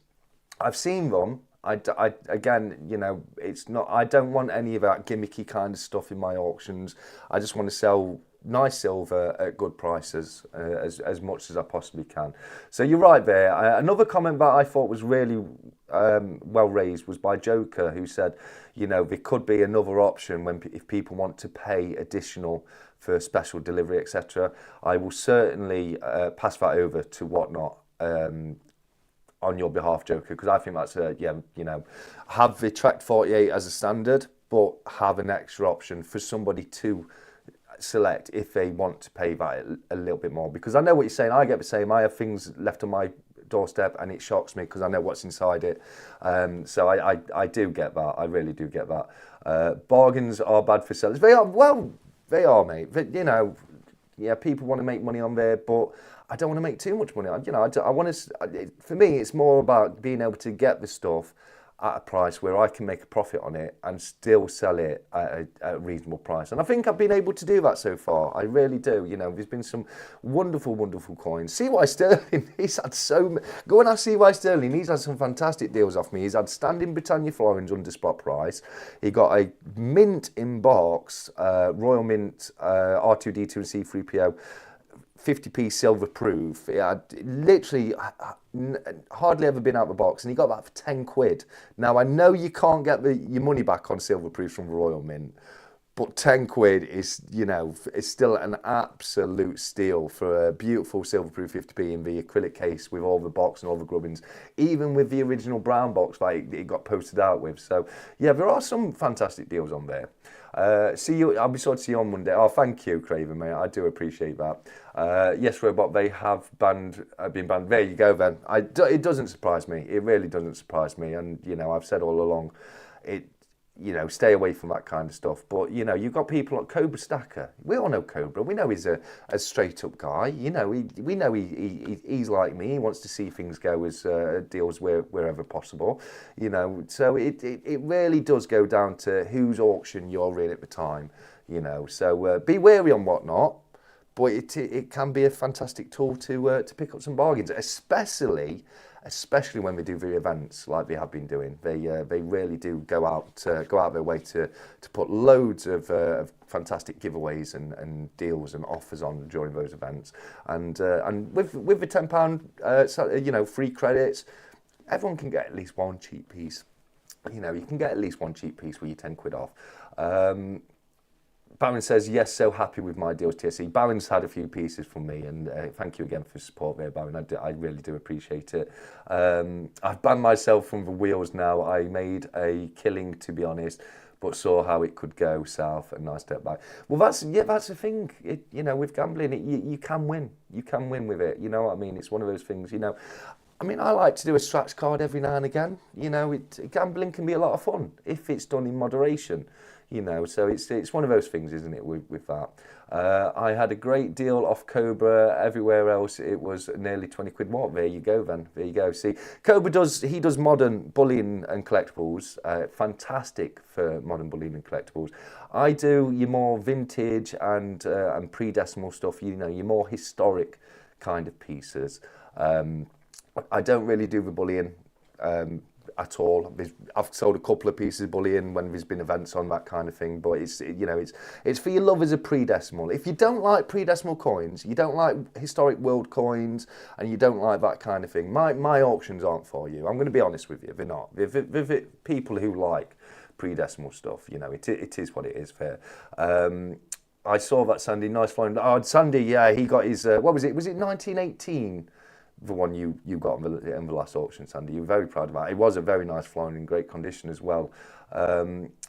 No, I haven't. I've got it here. Davinia, because I realised during the interview that I hadn't done that. There's a couple of new pieces, isn't there, that we've got to show. So that'll be done in a moment, and then we're going to do the duck races after that. And I do apologise for missing that out at the beginning. No need to thank me, 𝗀𝗵𝗃. I'm telling it how it is, mate. You know, you're fantastic at what you do, you know, and you do great deals for people, you look after people, and I highly recommend, you know, if you're looking for your bullion, 𝗀𝗵𝗃's the place to be. It really is. And also don't forget, you know, join him on a Friday, and he does his auction direct from YouTube as well. Let's have a look. Where else are we here? Gamblers will always tell you how much they won, not what they lost. I won't, mate. Because I can't ever tell you how much I win. I'll moan at you. I'll chew your tab off all night long about how much I've lost. I promise you, mate. But no, I know what you're saying. there. 𝗕𝘂𝗺𝗺𝗃 and 𝗀𝗵𝗃 have morals, and there's the different. That's it. 365. That is it. You know, it's like eBay. You know, there's some people on eBay. They've got great seller referrals. You know, they're doing the right thing. But then again, you know, there's people on there that you just shouldn't be buying off, and that's the thing to remember with Whatnot. You know, it all goes down to whoever is hosting that auction. Whatnot are as good as they can be. They do, you know, they cover any issues, and you know, any time I've seen any kind of issue with a seller doing anything they shouldn't be doing, Whatnot have always got involved and got it sorted out. They don't want their platform to have a bad reputation. They want to see people happy and using it as much as possible. Honestly, is everything in the honestly? It is absolutely, you know, and that's, you know, I want to build up a reputation of someone who sells things at a reasonable price, you know, and that'll bring. It's in my benefit to do that, isn't it? You know, that'll bring more people in going forward. So yeah, you're 100% there, right there, mate. I've moved more to gold nowadays, to be fair. That's fair enough, jumping. I can understand that. I'll always have more silver than gold, but I do like to pick up a few bits of gold. Yes, the 1918 flooring, thanks to 𝗕𝘂𝗺𝗃. Any more World War stuff? And yes, I need to have a message to you, mate, because I've gone through the box and I've got a few pieces of World War I in nice condition. I can help sort you out there. And if anyone's looking for anything in particular, when it comes to pre-decimal, etc., feel free to give me a shout and let me know, and then I can bear that in mind when I go to my suppliers and pick stuff up. BBA's got a cartwheel, 2 pence off me. He sold one up for my auction of the last event, and he let me know he wanted one, so I was able to sort him out. And I'll always do whatever I can to help people out. There used to be someone who did wheel for charity. Getting ripped off for a good cause is less subject. Well, yeah, isn't it? If it's for charity, you can give them a bit of a pass when it's for charity, and people will tend to to spend more when they're doing that kind of thing. It's like charity auctions. You'll see things in charity auctions go for way more than what they're actually worth, but it's because people want to donate and they want to do a good thing and donate to charity. So yeah, that's not so bad. First it was the swords, now it's the auction wins. What will be the next addiction? Well, that's it. It's silver and gold for you, isn't it? Miner, yes, thank you very much for joining us, Miner. It's brilliant to see you here, mate. That's what it's all about, learning from your mistakes. 100%, yeah, absolutely. Life is a learning curve, and every day is a school day, as I love to say. They are very good. Whatnot. Whatnot themselves, the team at Whatnot, I rate them. They're wonderful people. I love interacting with them and talking with them, and I've been able to meet them a couple of times. And they go out their way to help you. They really do. The actual admin team behind Coins and Bullying over at Whatnot. I once won £100 on Iceland, beating England a few years back. Oh, well done. Put £10 on it, went to bed expecting England to win, got up the next morning to find out they lost 1-1. Oh no, gutted. Can't wait for my mystery package. No, mate. That's it's sorted for you, mate. It's sorted, and it'll be in the post on Monday for you. I'll message you tomorrow with my details, etc. Full crowns for me, says M&J Gold. Yes, I will be getting more crowns in as soon as possible. I haven't got a crown this week, but what I have got, I know a lot of people like these. If I just go through my little bundle I've got ready for this week, where is it? This is probably the nicest thing for next week. It's a Morgan dollar, a 1921 Morgan dollar. So last year of the Morgans, 1922, they replaced them with the peace dollar, of course. Let me get my glove on, because the gloves go on when the capsules come off, as we know. So I'll pop a glove on. I only need one, I don't need two, but I've got a lovely, beautiful condition, 1921 Morgan dollar right here. Just look at the condition of that. It really is gorgeous. If I flip it over, absolutely stunning. So that's one of the highlights for the next auction. But there's loads of beautiful pre-decimal. There's also a 1966 silver Canadian Voyager dollar as well. They're quite sought after as well. But there's going to be loads up for next Monday. So do come and join us. Even if you're not buying, even if you just, it's still a live stream. You can still listen to my dulcet tones if you like. So feel free to come and join us even if you're not buying, and just chill out and have a chat with us all. Right, let me skirt through the comments dead quickly. Just make sure there's nothing important. CPM, great to see you, mate. Evening, everybody. Hope you all is well. Great chat with Whatnot Stack Collector. Thank you very much, mate. I really appreciate that. No healthier addiction than coins. So this is true, right? If you've got an addictive personality, and I've got a bit of an addictive personality, I'll put my hands up. I have. If you're gonna spend all your money on something, let it be something that has intrinsic value and is going to sit there and at least go up in value. You know what I mean? I mean, back in the day, I used to go out and spend all my money on a night out, and you'd have nothing to show for it but a bad head in the morning. You know what I mean? So you're right. As far as the addictions go, it's one of the better ones, but it's still important to remember it can still be an addiction. And if you're spending money on silver or precious metals that you can't really afford, it can become a problem. Sometimes you just have to let the pieces go. You just do. I'm a completist, and I would love to own every single piece of silver ever minted, but it's not feasible and it's not possible. And sometimes you do have to let them go, as difficult as it is. Right, if I have missed anything, I do apologise. But as Davinia very correctly pointed out, we haven't done new releases from the Royal Mint. We've done the new releases from the Italian Mint, but we've not done the Royal Mint. So let's get over and have a quick look. So the first one we're looking at today is the brand new coat of arms of His Majesty King Charles III, 2025 UK. This is the £5 bullion uncirculated colour coin. So this is the 𝗕𝗂𝗀 version, which is limited to 5,000. You've got the designer on this one is Timothy Node and Martin Jennings. So I quite like it. I think I might pick up the bunk. It's $29.50 on the bunk. If we go back to the website, it is also, of course, available in silver proof. So you've got let's have a look. That will be a 2 ounce silver proof then, and you've got the 1 ounce silver proof right here. The 1 ounce silver proof limited to 2,000, and the 2 ounce silver proof, let's have a quick look at that. The 2 ounce silver proof is limited to 500. I can see that doing all right with the very low mintage. I'm going to be honest with you, for me, it's a little bit too similar to the Royal Coat of Arms coins that we get every year that has recently been issued.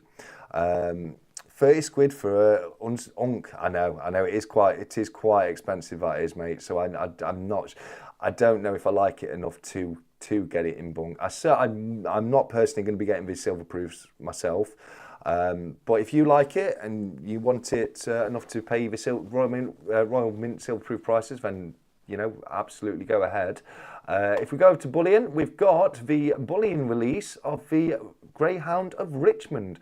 Lovely coin. I really like this design. It's one of my favourites of the Queen Tudor beasts up to yet.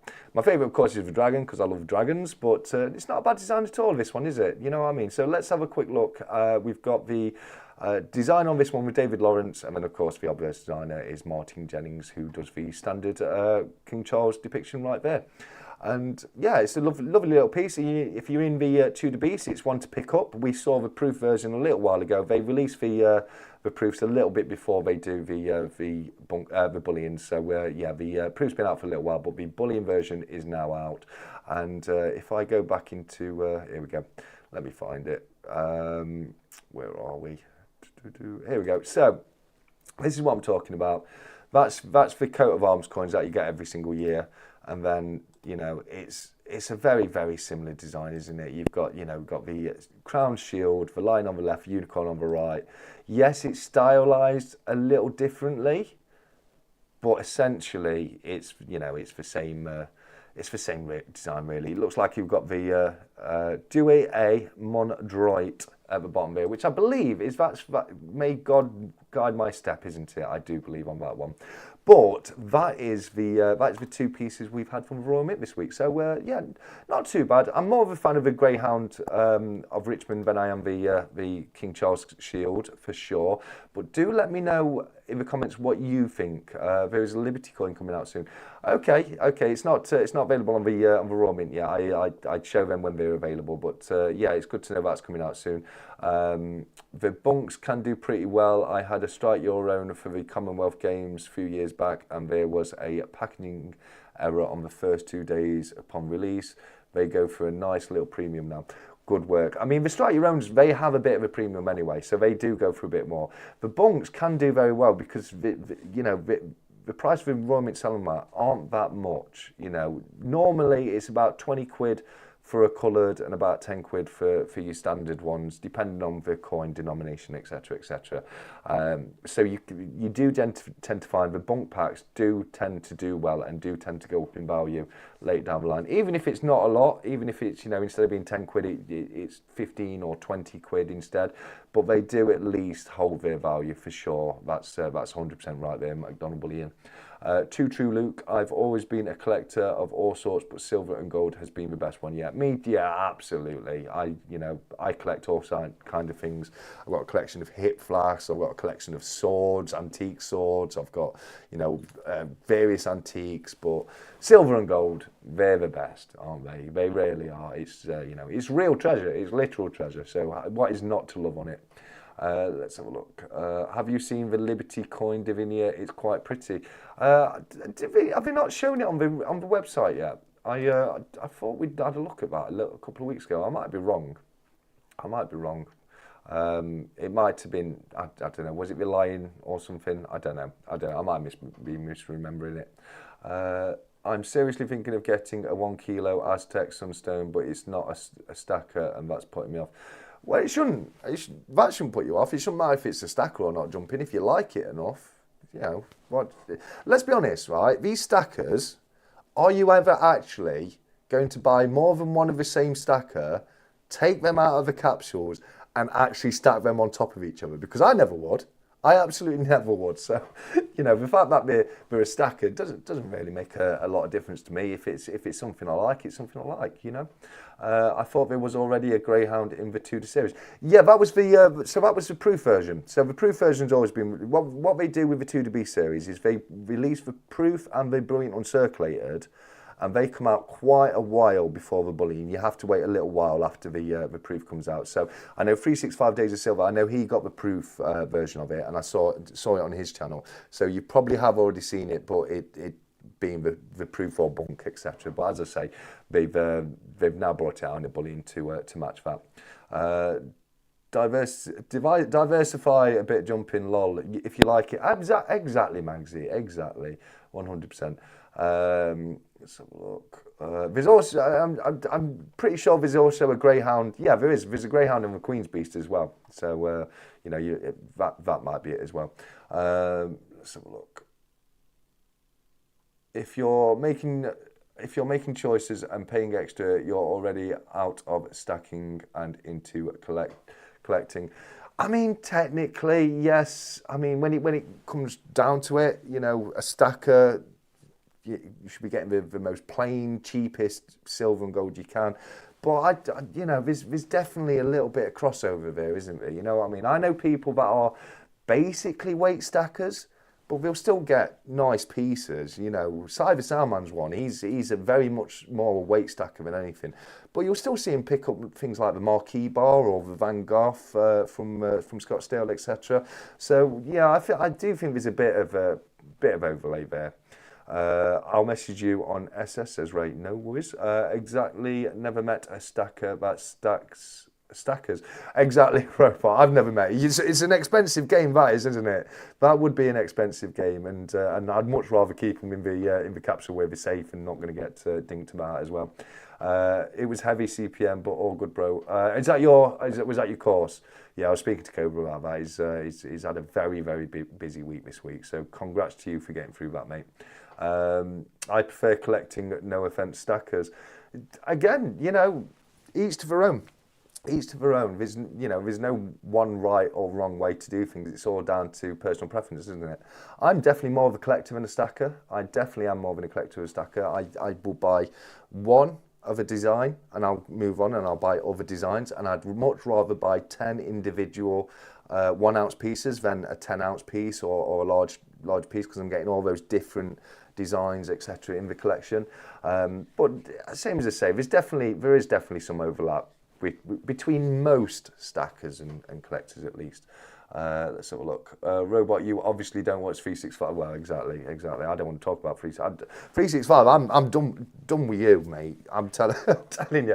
No, but I was watching one of his videos recently, and he was cutting out the Queen's Beast completer. And I was all right. I was all right with that. I was like, hey, it's okay, 𝗕𝗂𝘁, it's his silver. It's okay, it's fine. And then I commented it, great video, etc. And then as soon as I press comment, it starts dinging a coin on his bar, and I'm like, delete that comment. I didn't. But no, it was a good video. Still, it was. I call myself a weight stacker, but still get the odd special sov, etc. Yeah. And I think that's the way to do it. Even if you are a stacker, you know, get yourself the odd little piece here and there. You know what I mean? Let's have a look. I collect good value, says Space Mario. Yeah, there's nothing wrong with that, mate. There is nothing wrong with that. What would be a good start in collecting pre-decimal coins?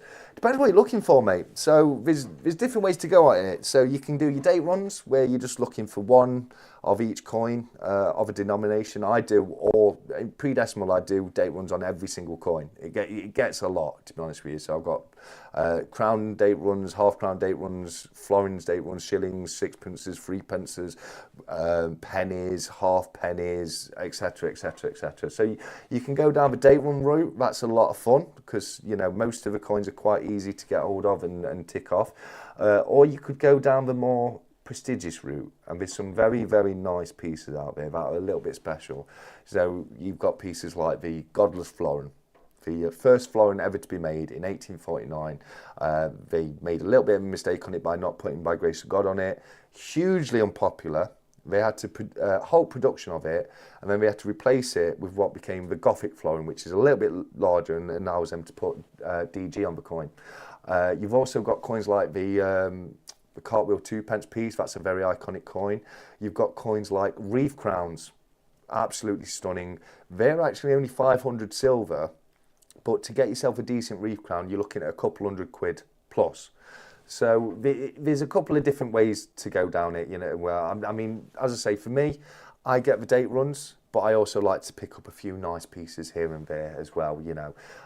But it's all about what you like, mate. You know what I mean? Like, do you like the George and the Dragon on the crowns, or do you know? Yeah, we'll have a chat about it, mate. We'll have a chat, and I'll let you know. You know, based on what you're trying to achieve, you know, what kind of things to look at, mate. So look, what else we got? I wish I had the money to be a collector. Yeah, I wish I had some money, Louise, but I haven't since I became a collector.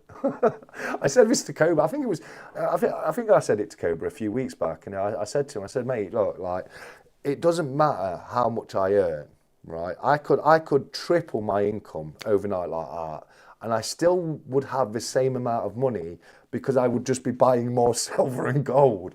So yeah, you live to your means, don't you? But I get what you're saying there, because, you know, collectability side of it can be a little expensive. But when you've got that special piece, you know, it's a good feeling, isn't it? It really is. I buy what I like to look at, Barry, and that is the way forward, mate. That is it. That's what I'm talking about. Buy what you love, you know.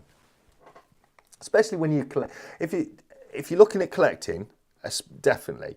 If you're looking at stacking, then you want to be looking at your price per weight, really. You know, to get that investment value on the intrinsic value of the metal. It can be a lot tougher to look at collectibles as investments, because it's, you know, the market's.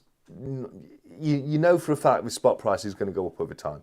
You never truly know if a piece is going to do well or if it's going to flop. Normally, if it's beautiful, if it knocks your socks off, and it's probably going to knock other people's socks off. And then if it's got a low enough mintage but still high enough for it to be popular, because that's the other thing.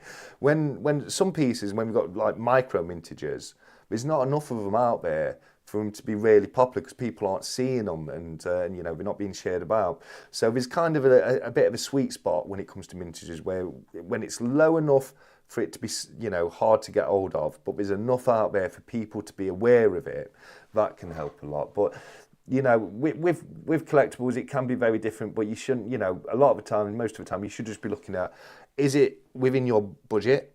Are you happy to spend it, and do you want it enough to spend what they're asking for on it? But also have a look around, you know, browse as much as you can, and see if it, you know, if it's been sold other places for other amounts. How many stackers could a stacker stack if a stacker could start stacking? Brilliant question there, Sandy. Love it. I just want amass precious metals. I just want to amass precious metals. I don't care what you call me. That's fine. I mean, there's literally nothing wrong with that either. You know, it's all good, mate. It's all good. You know, there's a lot of value in silver and gold, you know, as a commodity and as an investment. So that's absolutely fine. Let's have a look. I just buy any pre-decimal I can get under spot, throw it in tubes, probably hearsay to some. No, that's fine, mate. There's nothing wrong with that either. I mean, this is the thing about pre-decimal. There's a lot of stuff out there. I don't really, I mean, I might look to change in the future and I might look to incorporate in the auctions.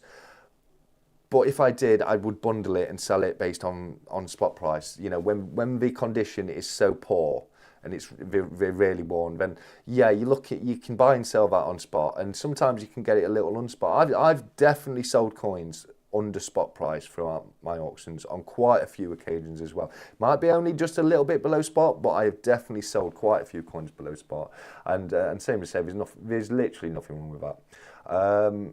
Just love silver, so happy with anything. That's fine as well, mate. That's fine as well. If you're buying 50% silver, remember the scrap value is only 33 pence per gram.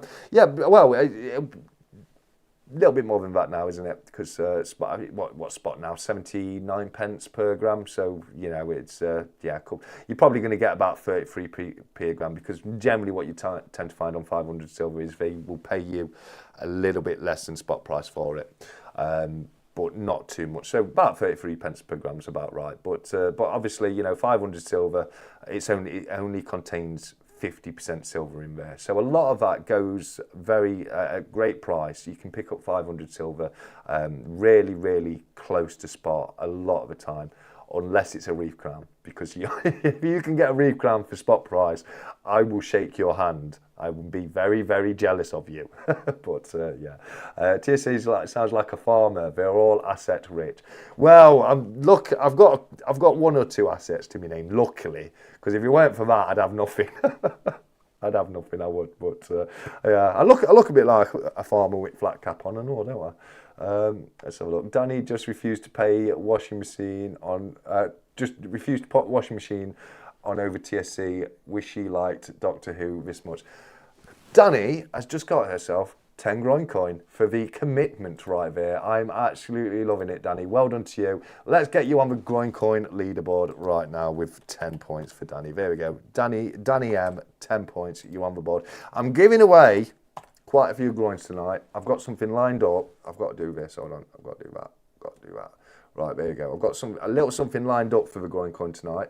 It fits very well into this week's challenge from Primo in Stackers Social. I had no idea he was going to do this challenge, and I had all my nautical themed bars on the top there. So when he said he was high seas, I was like, yes, I've got it all here. I don't even have to dig it all out. That's brilliant. But I've got something relating to gold coin coming up a little bit later regarding that. So we're going to be giving out quite a few gold coins today, guys. Let's have a look. Sounds like my kind of auction, says Emerald. Oh, fantastic. Would never have gone on in Christopher Eccleston or David Tennant's days.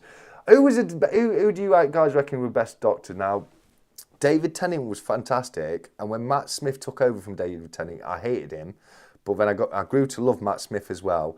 And again, with what was his name? The older chap. I can't remember. Name's gone. But I hated him to start off with, but he really grew on me as well. Let's have a look. Like 365 said, I think we need to check the stack chat. Wow, what's going off in what's going off in there? Oh yeah, I'll have a quick look in that in a moment. Oh, what's do they actually stack? Oh, 365. 365. It would be you, wouldn't it? Stackers, do they actually stack? I love it, mate. I absolutely love it. So look, I've had some 𝗕𝘂𝗍, says Ian. Oh, brilliant. Jamie Frost sovereign all day until the GSR starts going down. While it's going up, gold ain't done yet. Yeah, no, it is not done yet. It really isn't. Jamie Frost, a sovereign, but not a pink. No, absolutely. No, get out of here. Get out of here with your rose gold sovereigns. If you like it, fair enough. All my sovereigns are yellow gold, and I do prefer the yellow gold ones. I do buy collectibles that I like, but won't pay silly premiums and have come to regret that sometimes. I've paid silly premiums on stuff, but I've never regretted it because it's always been a little, Look, I've worked hard my whole life, and I've put my money, to buying a house, to building businesses, to getting by, and most of my life I haven't had many nice little things that are just for me to enjoy and make my life a little bit happier. And you know, I don't mind, you know, if it's something I love enough, I don't mind paying a little bit over the odds to have it. But I don't fool myself in thinking that it's necessarily gonna make me a profit. I just want to have it. It's like all the silver proofs I've got. I was buying them directly from the Royal Mint, and I never for 1 second thought that was an investment. I just wanted to have them in my collection, you know. So it is what it is, mate. You know, you've got to be careful with these things. Let's have a look. This is my first time watching. No idea what a groin coin is, but it sounds like something lewd. It's not. It's not too lewd, robot. It's a groin coin is something. It's basically a type of point I give away, and what happens is when somebody gets to 100 groin coins or 100 points, they win an ounce of silver. So I do questions and things throughout the live streams, and you know, it's just a bit of fun way of people being able to win a little bit of silver every now and again. 𝗕𝗂𝘁𝗺𝗵𝗿 won the last one, and his joint lead in this up to yet with 20 points. So come on, guys, you need to do what you can. It's going to be Ian who takes all my silver off me. We will find out.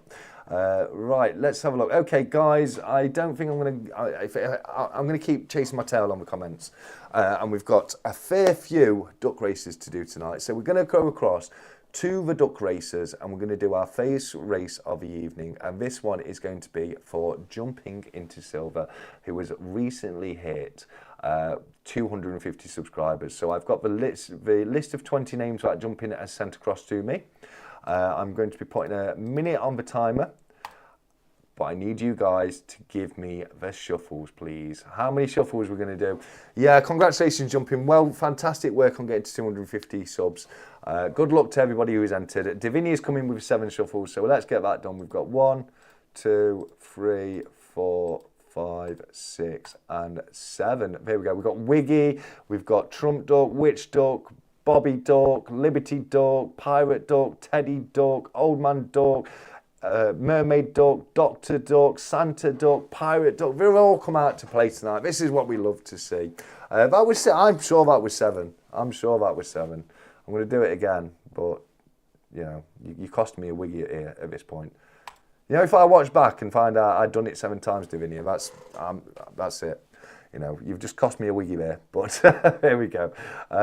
Good luck, everyone, as Danny's just said there. We've now no longer got Wiggy, but we've still got Trump, we've still got Pirate, we've got Top Hat Duck, King Duck, Beefeater Duck, we've still got Old Man Duck, we've got Punk Duck, Bumblebee Duck, we've got Pirate Duck number 2, Princess Duck, Strawberry Duck. We've got some fantastic ducks there. So, guys, let's get this underway and find out which lucky winner is going to go home with the beautiful 2-ounce Aztec copper piece and the silver nickel. So, in 3, 2, 1, let's get it gone. Right, here we go, guys. It's Villainous Bounty is Punk Duck. He's looking pretty strong at the beginning. We've also got Blistering Barnacle Magnets. He looks like he's just in second place. It looks like it's Villainous Bounty, BBA, and then Dave Richardson to me. But it can go anywhere, guys. We know it can go anywhere. We've got 40 seconds left on the timer. Who's going to win this race? Where's it going to go? Well, let's find out in just over half a minute's time. Still Villainous Bounty. Dave Richardson, the father has taken the son. And Dave Richardson has just taken over BBA. But they're both pulling back now. 𝗖𝗺𝗺𝗺𝗺 is storming to the front. We're coming into all change when it gets to 20 seconds. Let's see where this goes. I've got 17 seconds left on the time. We're all falling to the back. We're waiting for somebody to make a break for it. Who is it going to be? It's Benson's Coins at the moment. 10 seconds left on the timer. Still Benson's Coin, followed by A.G. Silversmith. Well, it's all changing now. Who's this pink one at the bottom? The purple one is CPM. Come on, CPM. Go on, lad. Get him there. Fantastic, fantastic. Well done to you, CPM. I know CPM loves a bit of copper. So yeah, I'm really glad to see you won that. Right, shut the duck up, as we like to say right there. That is our first duck race of the evening, guys. Well done to CPM, and congratulations once again to Jumping into Silver for hitting the 250 sub mark. Well done to you. Well done to you both there, guys. Let's have a look here. Right. Emerald, let's keep it coins, buddy. What's Emerald said? Let's have a look. Serious question. I have seen several disturbing clips taken throughout Europe that depicts a huge migration crisis occurring. Is it? Yeah, that's not really something for these lives, mate. It's I don't know anything about it anyway, so I couldn't give you an answer on that, I'm afraid, mate. Yeah, congrats CPM. We've got a load of congrats coming through for CPM. Fantastic to see. But what do you reckon, guys? Who's up for another duck race? Should we do another one straight away? I think we should. I think we should. Let's let me just get my duck race list and we'll have a look. And next up, we will do duck race list. Here we go. Fantastic. Here we go. Let's do Nerd UK next. Nerd UK is doing the antiqued liquid metals custom pour with his logo. Beautiful piece, really is a beautiful piece, and good luck to everybody who entered these. So these giveaways, guys, you had to enter by putting comments on the respective person's channel. So Nerds provided me with this the list here. So I'm gonna get this popped in there, swapped out with the last list. Cancel that. There we go. There we go. Brilliant. So we've got 14 people in Nerds race right here. Nerd's a fantastic guy, a great part of the community. He has been for quite some time now.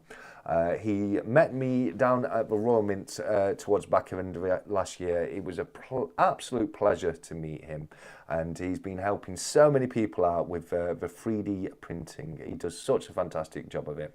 But this one is for his custom liquid metals pour. So we've got 1 minute on the timer. I'm gonna do all these. I'm gonna do them all at a minute tonight, guys. We'll do all of the duck races at a minute tonight.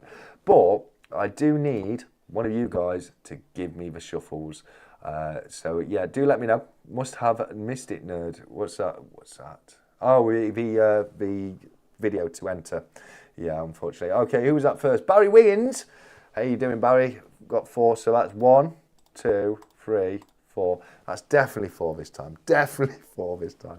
I'm well behind on everyone's videos at the moment, so I missed it. This one. Oh, sorry, nerd. Oh, unlucky Diexers. I get it. I'm behind myself. This is my busiest time of year.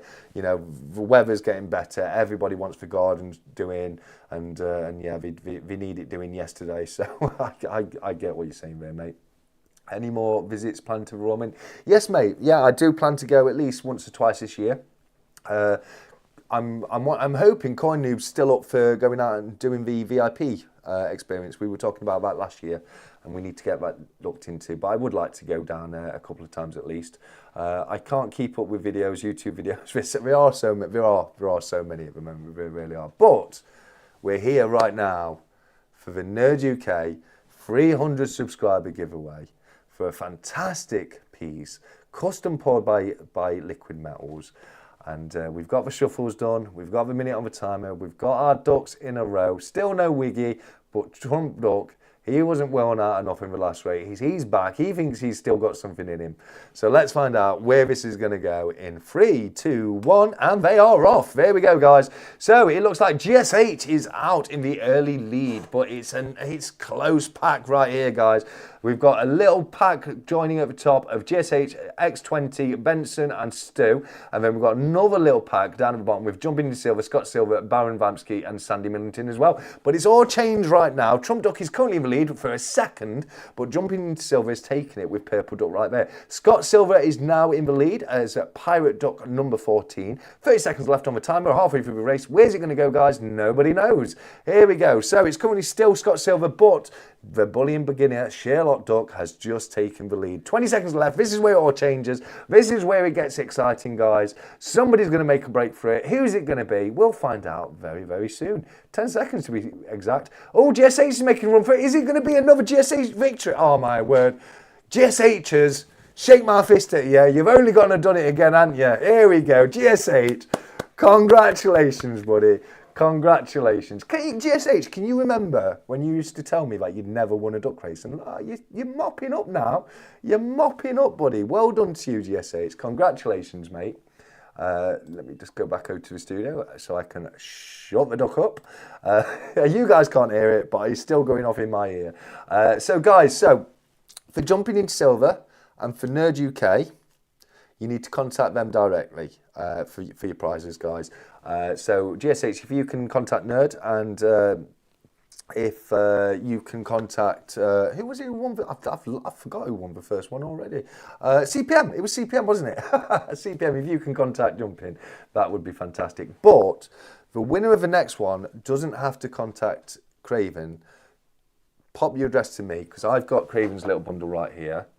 We've got a beautiful Vortex bar, stacking with Craven poker chip and sticker. I'll put in the Saturday Stack Chat sticker.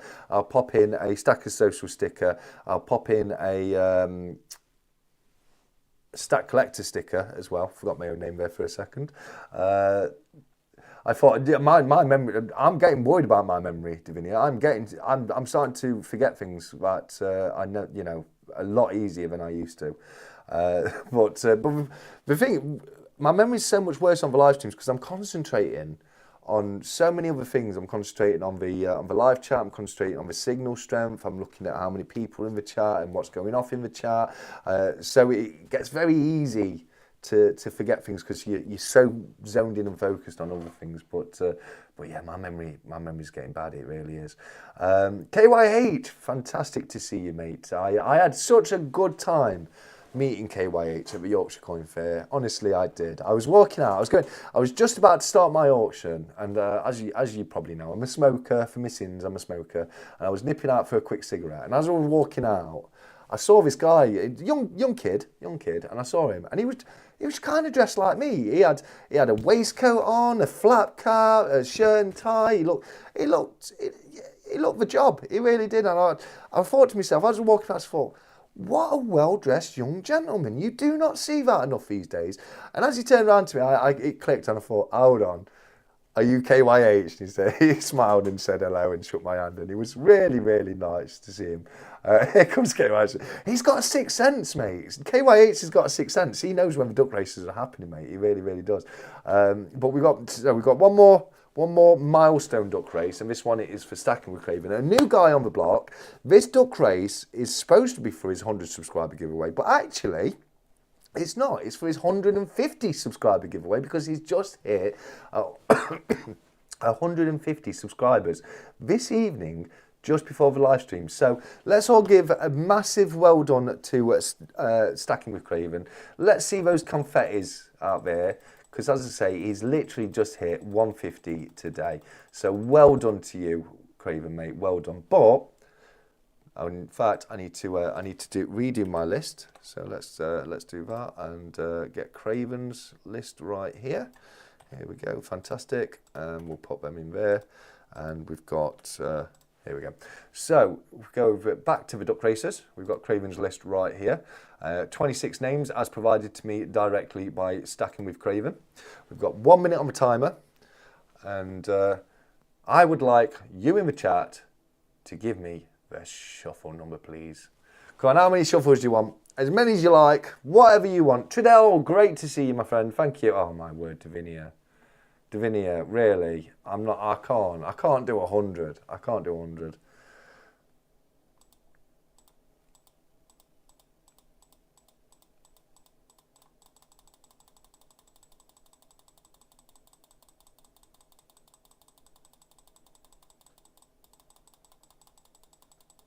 There you go. Okay, I was 100 clicks here. I don't know. Oh, Wiggy's here.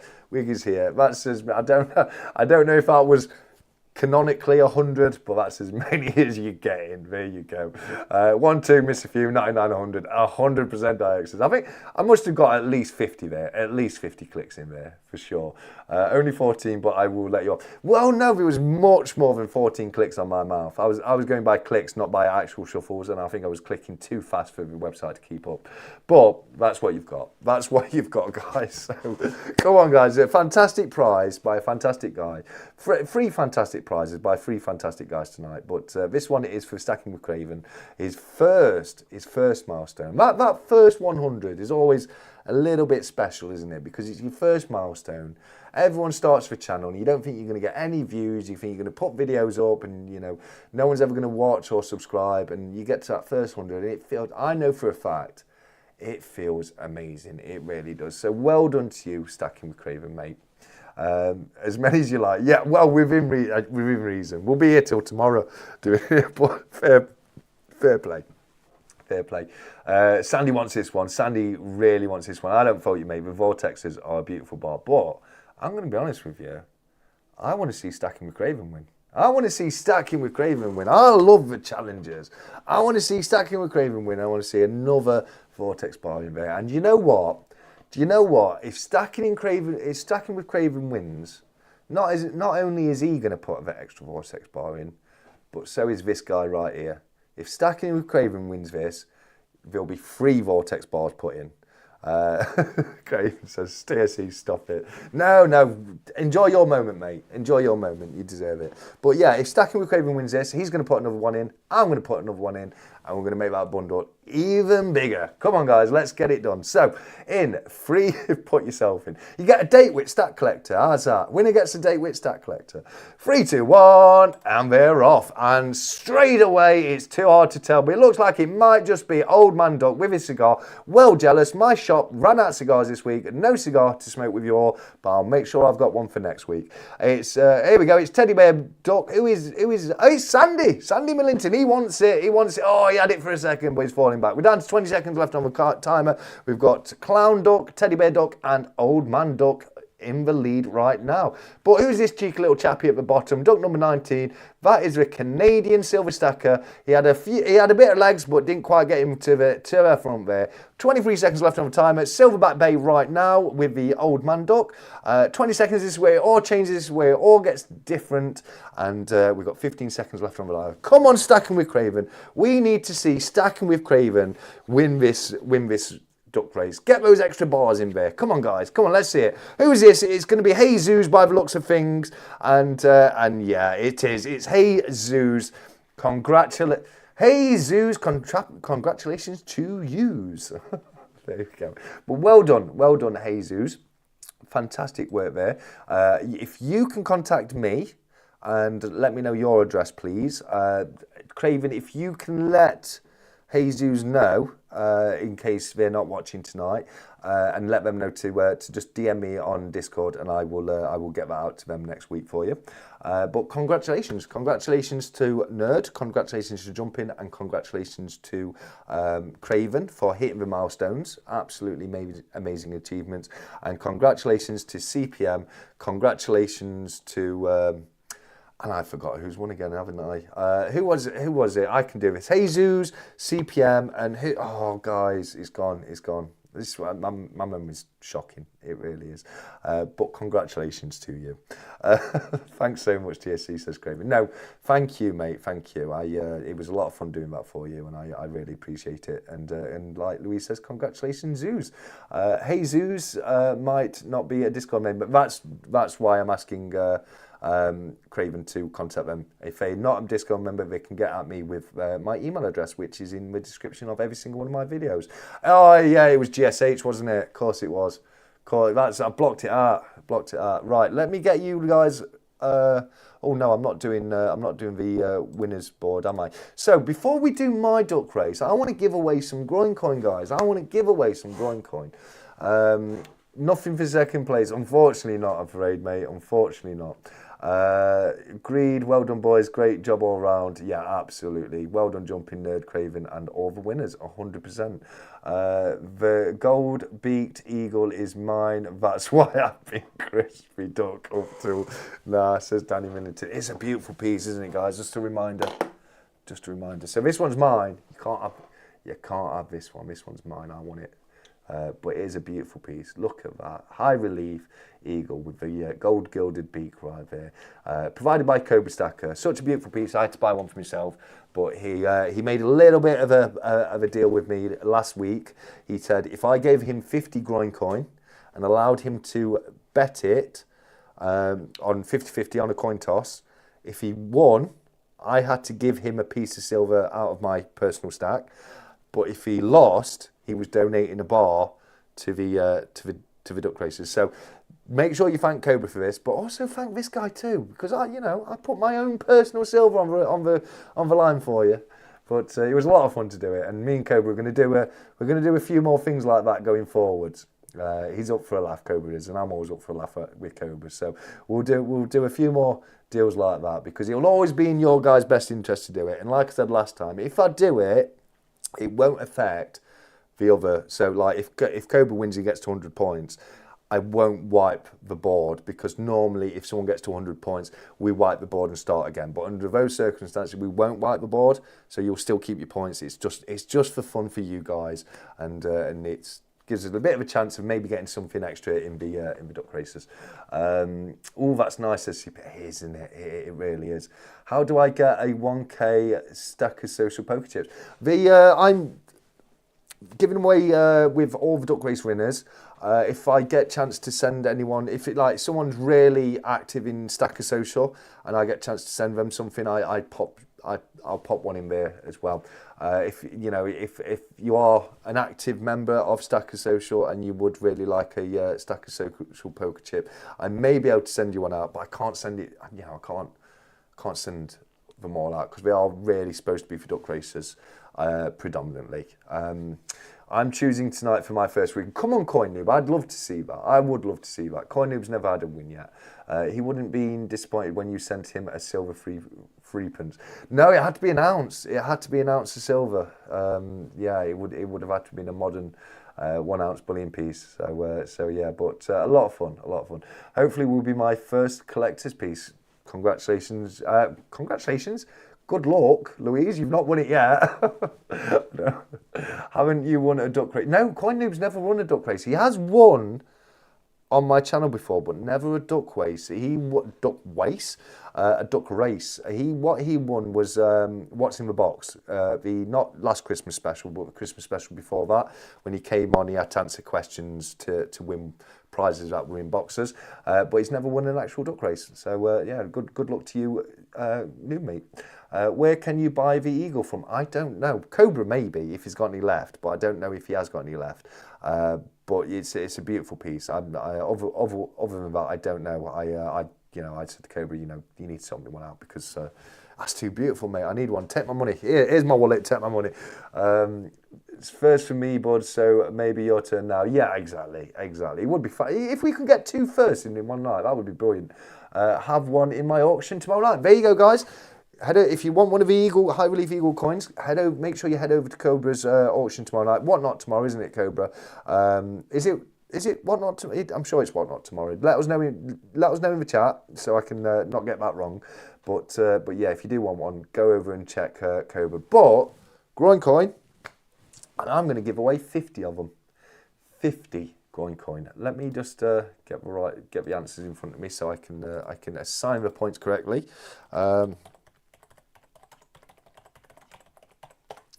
Go 1 second. I meant to do this before and I forgot. Here we go.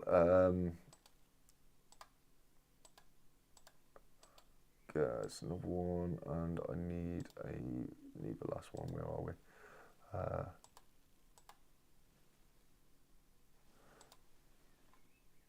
Oh, that's the same one. I could just read them off there. But it's a bit too small. Let's have a look. Go back. Right, anyway, the question, I've never won a duck race, so got no hope of winning a poker chip if trade you a mango monster. Yeah. No. Hey, you never know, mate. You never know. You've got as much chance as everyone else. Growing a handlebar. Yeah, the tash is coming back. It's coming back, Divinia. My tash kills are coming back. I've missed them too much, and yeah, it's about time. It is about time that it comes back. Right, that's one of them. So let me find the other ones. 1 second. Why can't I just find it? Oh, is this going to list them? Oh, here we go. It's will list them all, I think. Yep, brilliant. Got them. All right, fantastical. Right, okay. So to get yourself 𝗁𝗁𝗀𝗃𝗀s, there's 50 of them up for grabs. What you need to do, on the top row of my right hand stand, there are depicted 5 different ships that have gone underwater famously, and there's 10 points for each ship name you guys can give me. One, not one. I meant one. No, Titanic's not one of them. It's got to be one of these ships right here. There's 5 different pieces of silver. All of them showing different... oh, it's not 𝗕𝗂𝗄𝗆, mate. It's not 𝗕𝗂𝗄𝗆. It's not close enough for me to give you that, unfortunately. No Golden Hind. Golden Hind, that's a halfpenny, that is. That's Sir Francis Drake's ship. We've got, right. Okay, we've got our first 10 points go to 𝗊𝗏. Our second 10 points go to 𝗪𝗪𝗔. Third 10 points go to Louise. Let's have a look. So we've got 𝗊𝗏's done the 𝗬𝗏𝗃, 𝗕𝗂𝗃 by 𝗪𝗪𝗔, the 𝗕𝗂𝗃 by Louise. So look, is that? I think we've just had another one. Oh no.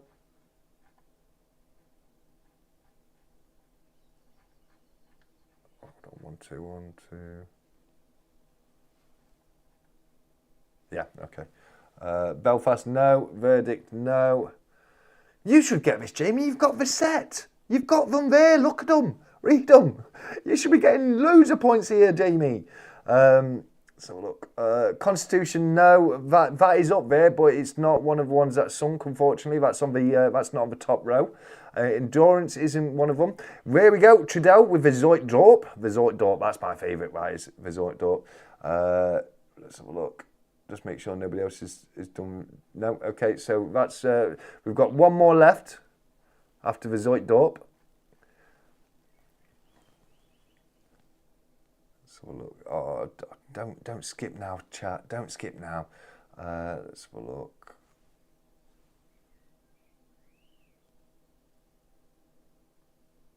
Bjork, no. Bismarck, no. No, very famously sunk ship with Bismarck, wasn't it?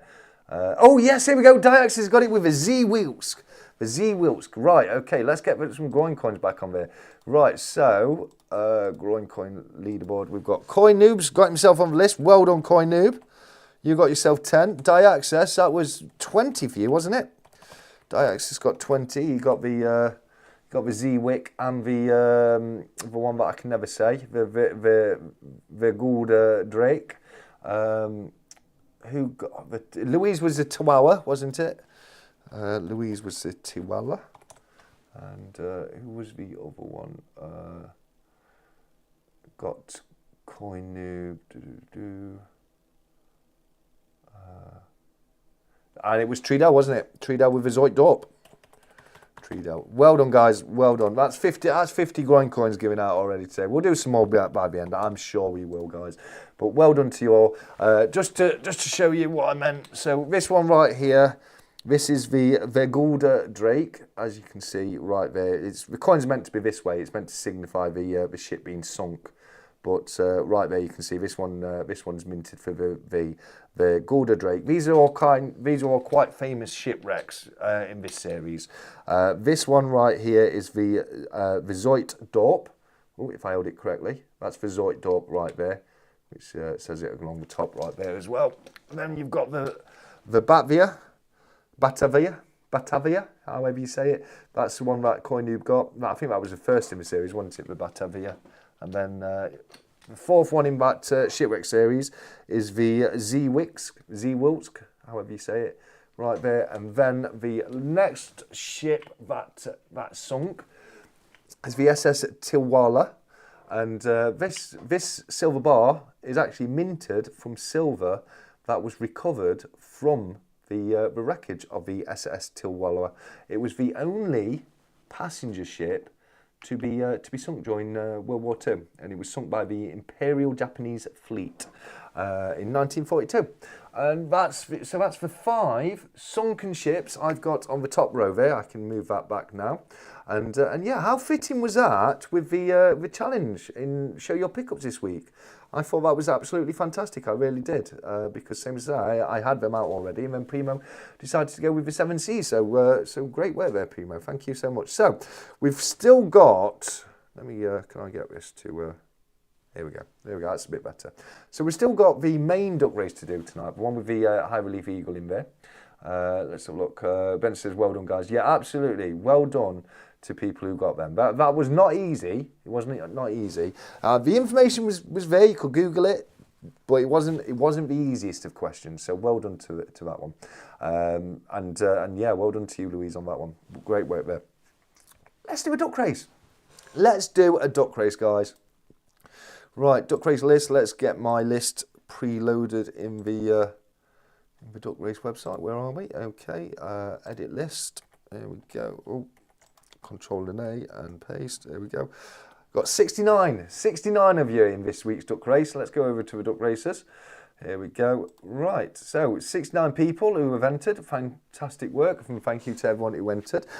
Before we do that, because I always like to forget, let's go across here and posts. Oh, no, what have I done here? I've clicked on the wrong one again. Here we go, posts. And we want for next week's duck race, which is going to be the 17th, isn't it, next week? I'm sure it is.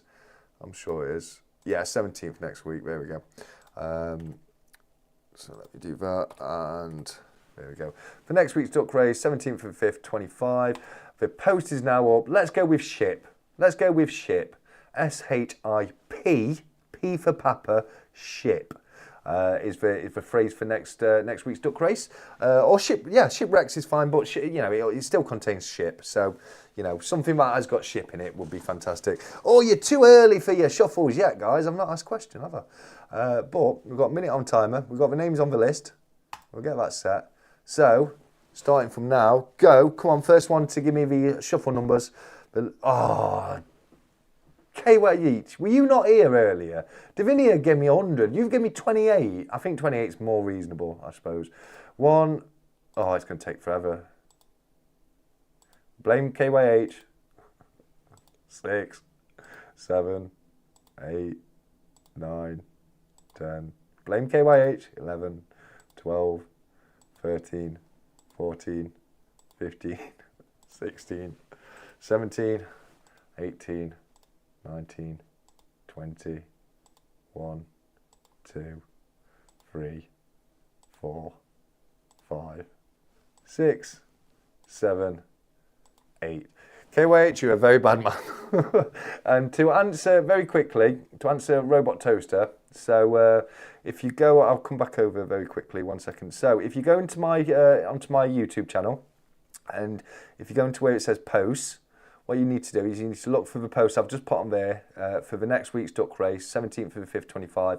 Comment on that post with the word 𝗫, and that will get you entered in. If you're a channel member, you are already, you'll be automatically entered anyway. One short? Are you joking? You keep telling me I'm one short tonight. Here, have another one anyway. There you go. There you go.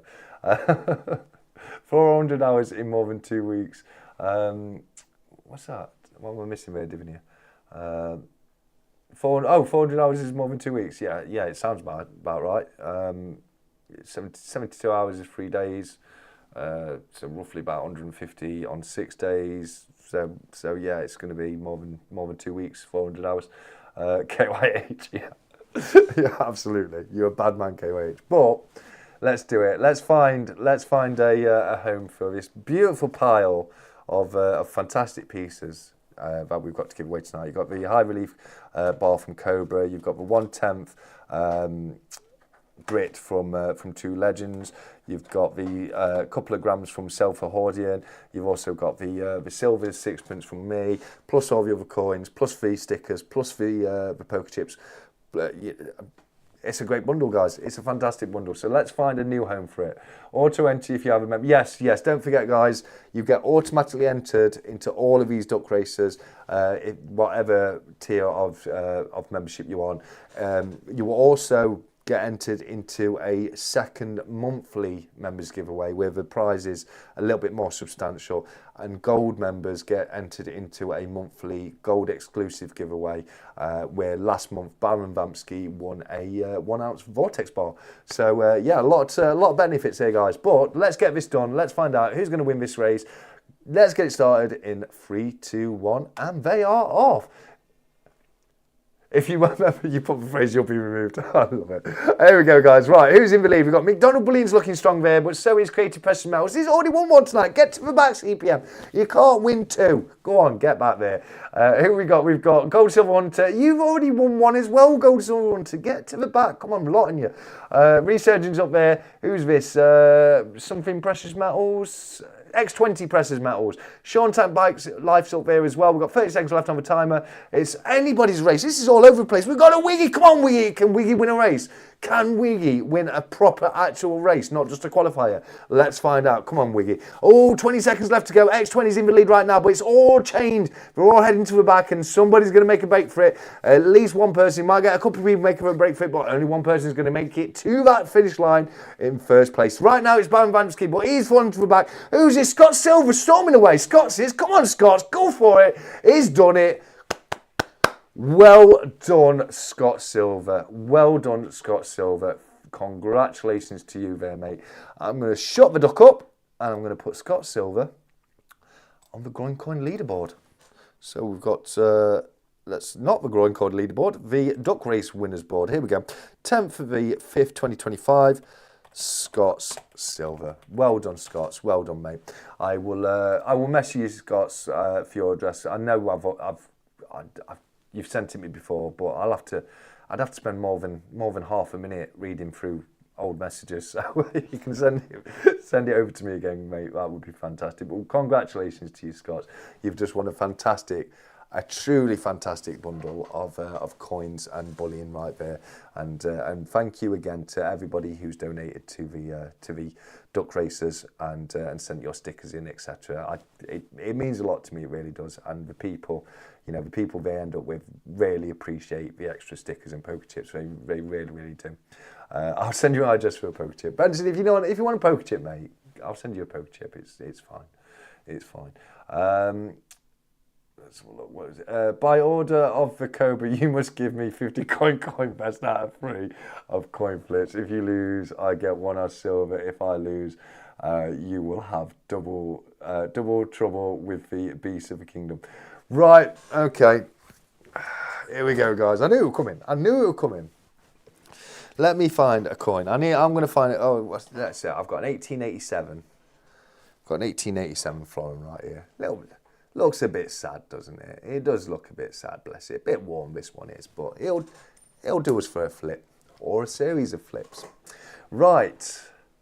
Didn't even see my duck, says Coin. Oh, bless you, mate. Bless you. There was a few in there. You were in. If I go to duck race, you were right there. Look, 𝗀𝗵𝗁𝗃71. So you were in there, mate. You were in there. Right. You've answered tails. Right. I'm going to ask you for each flip to make it fair. Funny how you can own thousands of coins and still have trouble finding one to flip when you. I know. So it's real world problems, isn't it? Real world problems. Right. First one. Right. Let's see. Can I get? Let me get my. I'm going to see all my fags and mess here for a second. 1 second. Right, close up cars. So don't take phone cam. There we go.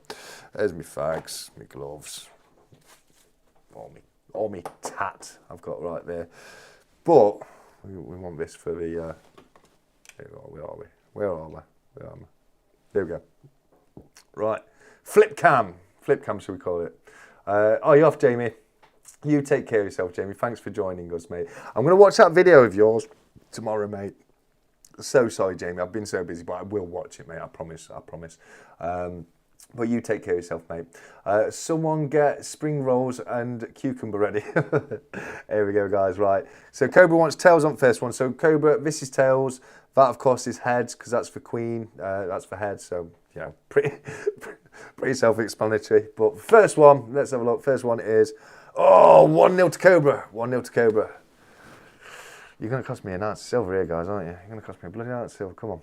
Right, let's have a second. Call it again, Cobra. Call it again. You've took one. Or you just need to take one more. And this is, we're done. Right, he says heads. He says heads. Ha! We're in. It's going down to the nail. Right, and Cobra, you need to, all important, third flip, mate. Third flip, you need to make a call on it, buddy. 1-1 says Divinia, yeah, 1-1. Heads again, he says. Heads again, he says. Right. Here we go. Right. This, when I move my hand, guys, this will determine whether or not you get an extra little something in the duck race next week, or whether or not Cobra's going to take a piece of my silver. Oh, no! No! It's heads, isn't it? Bloody rigged, that what? Bloody rigged. Tell you. Rigged. I'm not having it. Get Jeremy and Stack Chat Interact. Because that were rigged. I'm not... Well done, 𝗀𝗶𝗃. Congratulations, buddy. Congratulations. There you go.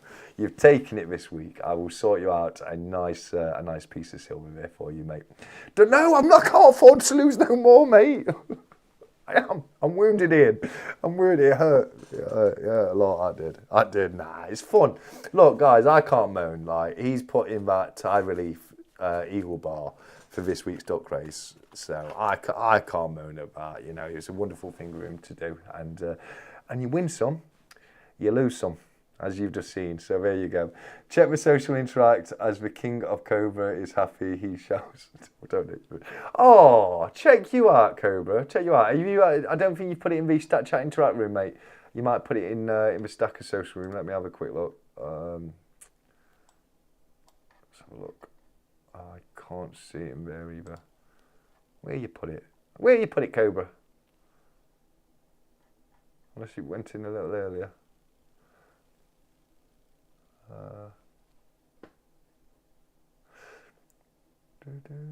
No, I can't see it in I did. You missed it previous post. Let's have a look.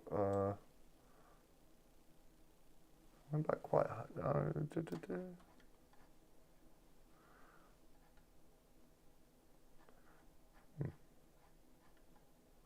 No, I can't see it, mate. I can't see it. I don't know. What am I doing wrong here?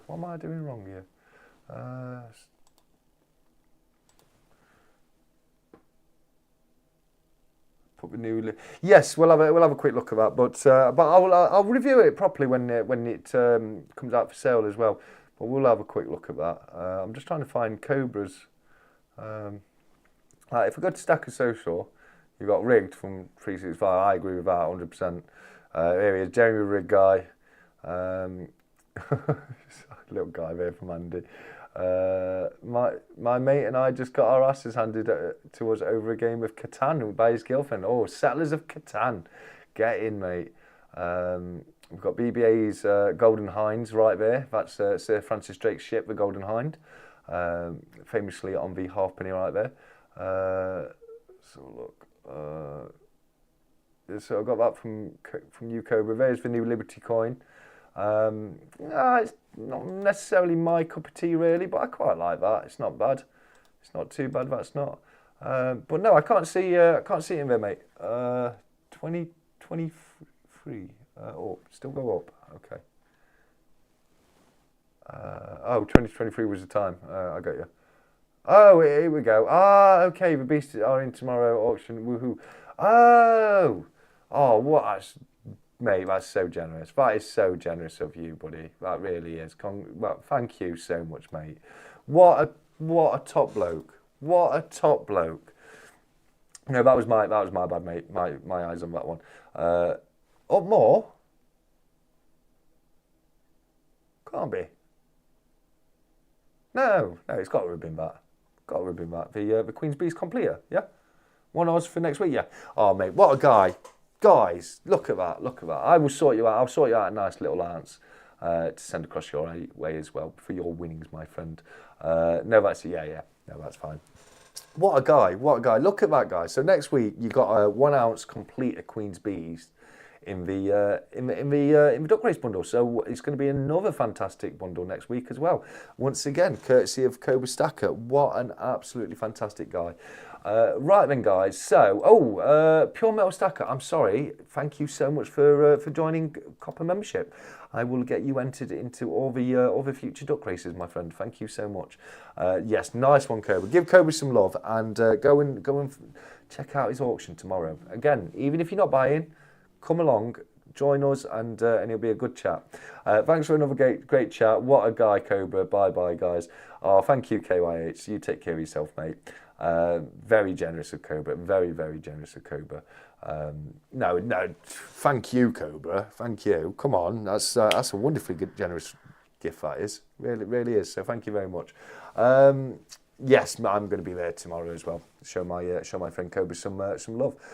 Right, guys. So we'll do a little bit of interaction. Where you've got me. We'll have just a chat with a chat, as it were, and then I'm going to go to bed and get something to eat because I'm starving and tired.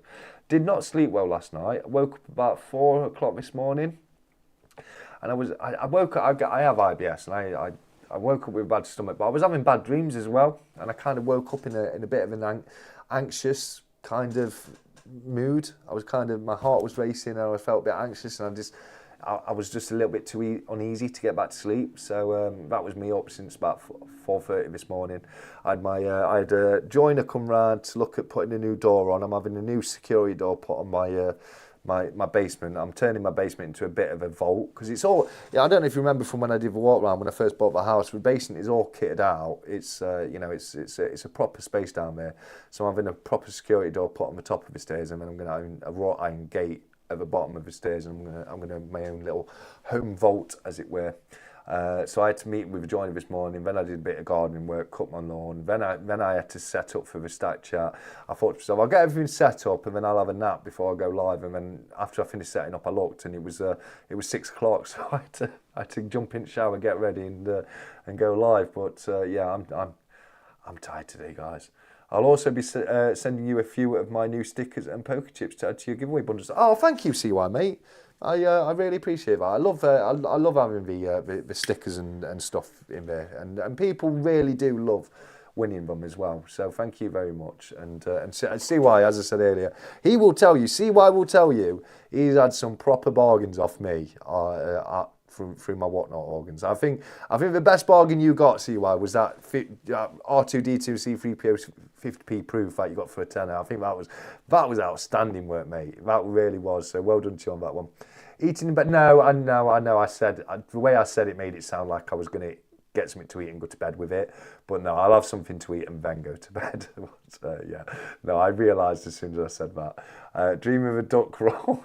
Something like that, mate. Something like that.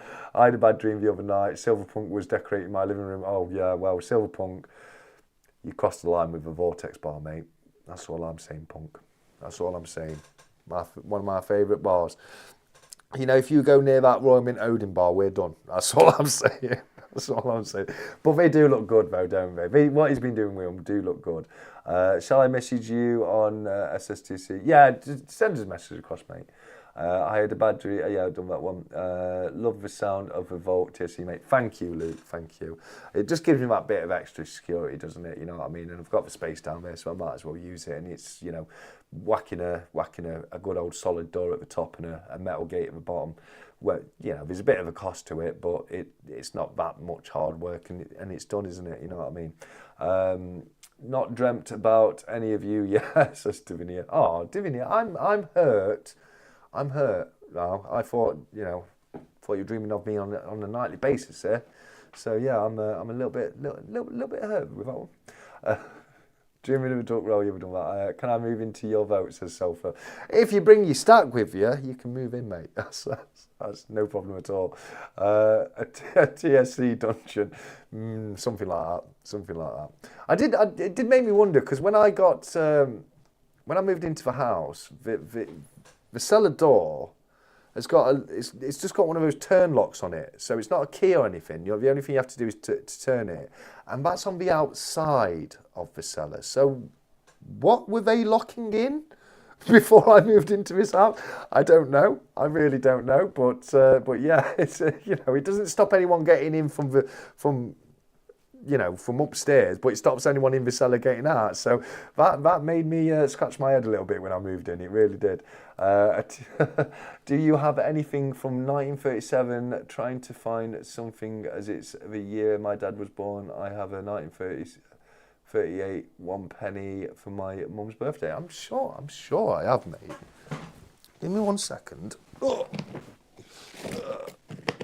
I might not be able to put my hand on it right now, but I have got my box of pennies here, so let's have a quick look. 1937. They're all in order, but they won't be soon because I'm there you go, that's 1919.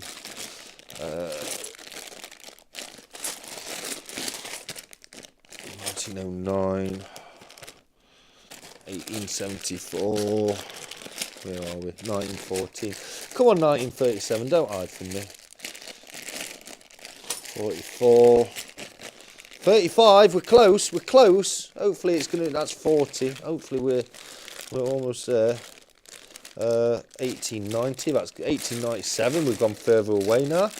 1904. Oh dear, guys. I might have to give up and have a look at another time, mate. 1938. Oh, here we go. 1937. There we go. You can have yourself one of these, my friend. Who was it? Who was it asking? Barry, my friend. Is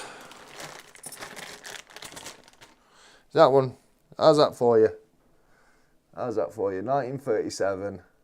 George VI. Pre-decimal penny right there. And that has got your name on it, mate. So I will send that out to you, buddy, and I'll have a look.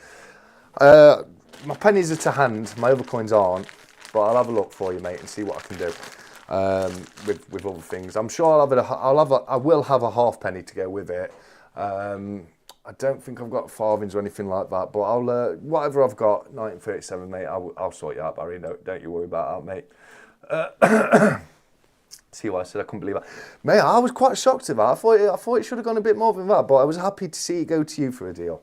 I really was. And the same as I say, guys, you know, there are some deals to be had on whatnot. It really does matter about whose auction you're going into. You know what I mean.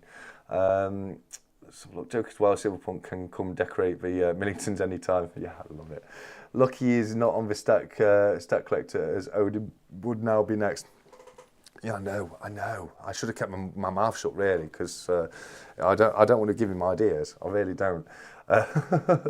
Yeah, but well, I've got him a 1937 penny right there. Sell for, mate. I've got a bag of them, mate. I've got so many old pennies. I need to get my old pennies listed on whatnot. I haven't got them listed yet, but they'll be going up. To a certain extent, they'll be going up at the same as buy free. They'll be £1 each. Buy free, get one free. Some of the cheapest prices out there. People on eBay are selling them at £1.25 or whatever. But mine will be £1 each. Buy free, get one free. Some of the cheapest prices you can get. But with the pennies, you've got to understand when they start going back old enough, and if they're in decent enough condition, I can't do them at £1. They start to get a premium on them when we start going back to the 1800s, etc. But I tell you what I did find. Let me show you this, guys. Let me just find it very quickly. Where did I put it? I had it. It should be with these pieces here. What it is, I was going through a. Oh, here it is. I found it, guys. So I was going through a tin. Just an old tin. It's here. This one here, I was just having a quick flick through it. Not really, I haven't had a proper look through it at all. But I just emptied it, I had a quick flick through just to see if I can see anything that stands out. And this, let me put my gloves on. And this was in there. I was well happy with it. Tidy little pickup, because you've got this beautiful 1853 halfpenny right here. Look at this. Let me put my other glove on because I'm struggling to hold it. There we go. Come on, gloves. There we go.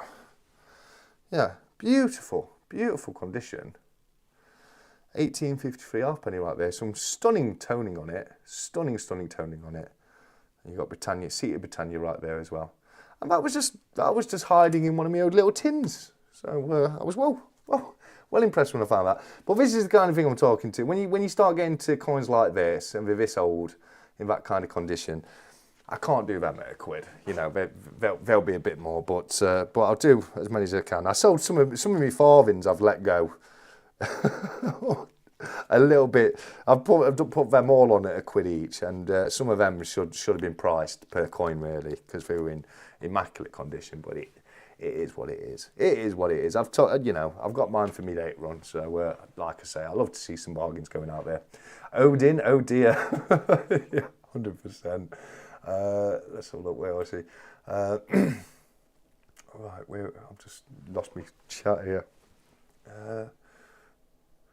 I once lived in a house with a cellar. It was haunted. The cat would often hiss at the door, and sometimes would hear. Yeah, well, I just have people banging on my bedroom door. It's dead weird, and I sat there, and it's like someone's banging on my door. And it's like lit. First time it happened, I went running out. I got my sword and I'm running out. I was like, is someone breaking into my bloody house? And there's no one there. There's literally no one there, and I can't explain it. I don't know what's going on there. It's weird, but my cellar's fine. My cellar's fine. Bet you all didn't realise 𝗕𝘂𝐶 records his lives at the train station in Harry Potter. What, with the magic wall? Yeah, yeah. Platform 29 3/4, 28 and 3/4, something like that. I don't know. I'm rusty. I'll DM you 𝗕𝘂𝐶 my shopping list. Get it done, Ian. Get it done. Yeah, wherever I can, mate. You're good in 𝗕𝘂𝐶, mate. Oh, thank you, Luke. I appreciate that. Too rich for me at the minute, 𝗕𝗂𝘀𝗺𝗃, but I'll hope you get a great price. What's Tech said? Where's Tech? I've not seen Tech. Oh, here he is. Just put my 5-gram Queen's Beast up for sale. Yeah, they were a very wise pickup. They really were a wise pickup. Let's have a look. You're all amazing, thank you, says Barry. Yeah, no, that's what it is. It's a community full of amazing people. It really is. Night or need to pop out, says William. Yeah, we'll probably be ending it soon. We're 20 minutes early, but I'm tired. We've done a lot tonight, and yeah, I'm getting about ready. It could well be, Sandy, says Baron. Your name is 𝗵𝗵𝗃𝗀𝗃. It was probably hissing at you. Sold, auction, defaced by Silverpunk, RM and GM, Norse Gods. Oh, get out of here. Get out of here. Don't forget, guys, if you haven't done so already, lick the like button. Give that like button a good old licking. Dog has woken up. Oh, is that my fault, Divinia? I do apologise. I do apologise. Yeah, no, nice little find that was in. Really nice little, because just in my tin. I don't know. I've got tins like this. I don't know what's in them. Like, what's this one at the top here? 1939. That's quite a nice looking 1939. I don't know. I mean, I've got boxes, like massive boxes, just full of coins, and it's a lot. It is a lot. I've been meaning for many years. I've been meaning, and if anyone used to watch the old collabs I used to do with Future Investments, I mentioned it a few times. That it was always my plan to one day set up an online website or something selling the coins online. And when Whatnot approached me, it just it made it. The inventory tracking system they have and just the way their system works just really works for me. It really does. So yeah, stunning condition for its age. I thought, yeah, no, it really is a stunning condition for its age, and it was just sat there. It was just sat there in a tin. I was like, get in. I'll have more days like that. Thank you very much. Yeah, Luke says lovely halfpenny there. Yeah, absolutely. The farthings I got were superb. Yeah, Ian did well. One of the first farthings you sent out, I looked at it. I was like, that's a nice one. He's done well on that one. But yeah, no, it's some nice farthings. The farthings are up there. I've got the non-silver half crowns, florins, sixpences, and the brass threepenny bits on there. They are all £1 each. But buy 3, get 1 free. And what you do is you buy 3, and then as soon as you bought them, send me a message on Whatnot with the year or coin, and you can mix and match. You can get 1 farthing, 1 florin, 1 half crown, whatever, and then just tell me whichever one you want. And there's some commemorative crowns like the Winston Churchill crown, etc. They're on the same price. But anything that's priced as £1, buy 3, get 1 free. Mix and match them. Just tell me what you want as your additional coin in a message, and I'll pop that into your into your package for you. I've spoken to Whatnot. I've said it's a good idea. I've said to them it's a good idea if you let people run promotions like that directly through the app rather than having to message me and put it in there. So hopefully that's something they look into as well. Bring back the halfpenny. Yeah, 1983 wasn't it? Was it 1983 the halfpenny we said goodbye to that? I do believe, if I'm not mistaken. So I've just lost my chat again. Here, I'm twisting my moustache for you all. I miss that. I've missed twizzling my moustache, I Let's have a look. Bring back the halfpenny. Yeah, bring it back. Ghost, says 𝗕𝑂𝗎. I don't know. This some weird. It happened more when I first moved in, and it's not happened so much afterwards. But that first time when I was just lying in bed, and it sounded exactly like someone just banged on my bedroom door, like literally on my bedroom door, and it terrified me. It truly did. I woke up and I was completely naked. It was a hot day. I was completely naked. I was there with my sword running around stalkers, and there was no one there. I just went to bed. I did. But my attic hatch is in my bedroom, and there was one time I'd not closed it properly. And I had my door quite open, and the attic hatch just came flying down and smashed into my bedroom door, and it made the biggest racket. I was asleep, and that terrified me, but it didn't take me long to figure out what it was. I'm happy to pay for the coin and post it. No, Barry, you can have it, mate. I'll send that over to you. No trouble, mate. That's no problem at all. Don't worry about that, mate. I mean, it's the type of thing I'd put into the duck race as a free giveaway anyway, mate. So don't worry about that, buddy. That's all good. Thank you for the stream. Thank you, 𝗕𝑂𝗎. I appreciate that. Let them out then, 𝑇SC. What am I letting out, Ghost? Well, I don't know. I'm confused. Confused noob. You know what I'm like when I'm doing these live streams. I don't know what people are talking about. I'd be interested in any World War I era coins. Yeah, well, I'm definitely going to sort out the pennies, mate, for 100%. I've got some nice silver pieces as well. So let me message you on that one tomorrow, Sandy, mate, because I've been meaning to do that for you, mate. But I've kept a little eye out, and yeah, I'll be able to sort you out. I should be able to get you all of the World War I coins fairly easily, mate, and at a good price as well. I might have bought the 𝗕𝗂𝗃 Vortex and Odin bars. Mwahaha.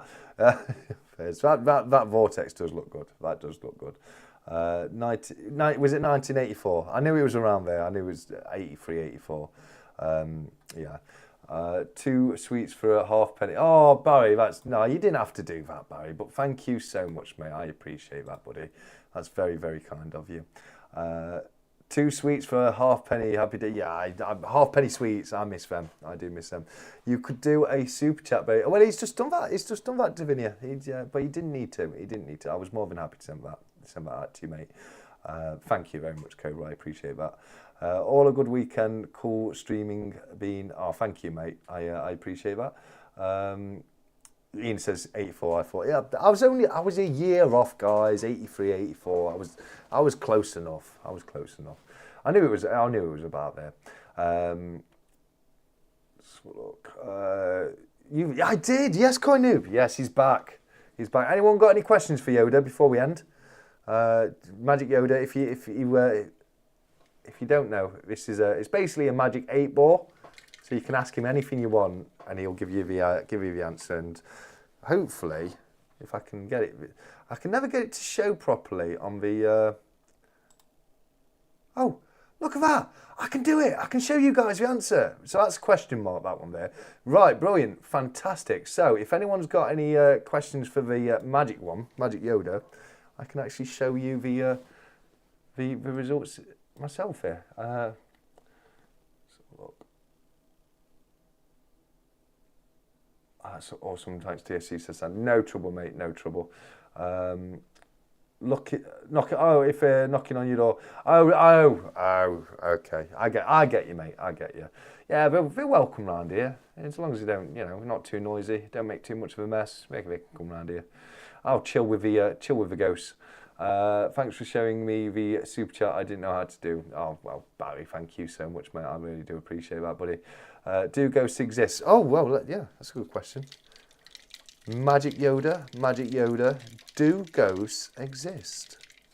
And Magic Yoda says, he said thumbs up there. Let me see if I can get that to focus. Come on. You can do it. Focus.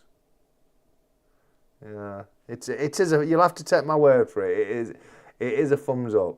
So Magic Yoda says yes, ghosts are real, and that's definitive. That's the scientific proof we have been waiting for on the supernatural. We now have the evidence that ghosts are real because Magic Yoda has said so. Night Magsy, thank you very much for joining us. It's been fantastic to have you here. I want a Yoda taught me well. Yeah. Do you know what these?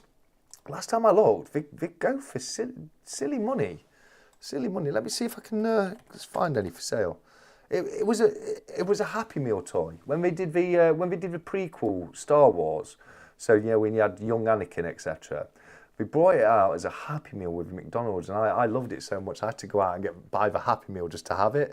And yeah, Magic Yoda, he's seen me through so many things in life. Magic Yoda 8-ball. And I swear to God, last time I saw them, they were like 50 quid or something to buy them. It was well expensive. Oh no, there's one on eBay now for £11.12. Buy it now. That's not a bad price. Because they're, same as I say, they're an old Happy Meal toy, and they're hard to get hold of. They are hard to get hold of. But there's a couple on eBay at the moment, going for around a tenner. So yeah, you can pick them up pretty cheap. There you go, fantastic. Will I win the 1 ounce Star Wars 1 of 1? Oh, come on, Yoda, don't let us down. This is Star Wars as well, mate. This is your franchise, Yoda. Right, Yoda is Cobra Stacker. Oh, by the way, guys, hey, check it out. Swanky, clean keyboard. Look at that. I've sorted it out. I was so embarrassed that you guys saw how filthy my old keyboard was. I had to go out and buy a new one. But let's do it, guys. For Cobra Stacker, is he going to get one of a 1 of 1 gold 1 ounce Star Wars in his trading coin unboxing? Come on. Oh, it's a Darth Vader face. It's Darth Vader face, and that means no, bruv. Oh, I'm well gutted. I am well gutted about that. You can just about make out Darth Vader's face right there. There you go. Sorry, Cobra. Definitive, mate. There's nothing can be done about it now, I'm afraid. Yoda Rigger. I love it. Is Robin Hood from Nottingham? Good one. Yoda, please don't let me and BBA down on this one, please. This is important to me, Yoda. This is far more important to me than it should ever be. Please don't let me down. Magic Yoda is Robin Hood from Nottingham. Oh, got a question mark. He doesn't know. Not even the Magic Yoda one knows on that one, BBA. But we do. I know, and you know, and he's from Nottingham. Yoda man. That's what it says. I've got a mug. It's got. Let me find it. I'm sure some of you have seen it. I've just gone through the magic portal again. Sorry, got a bit of a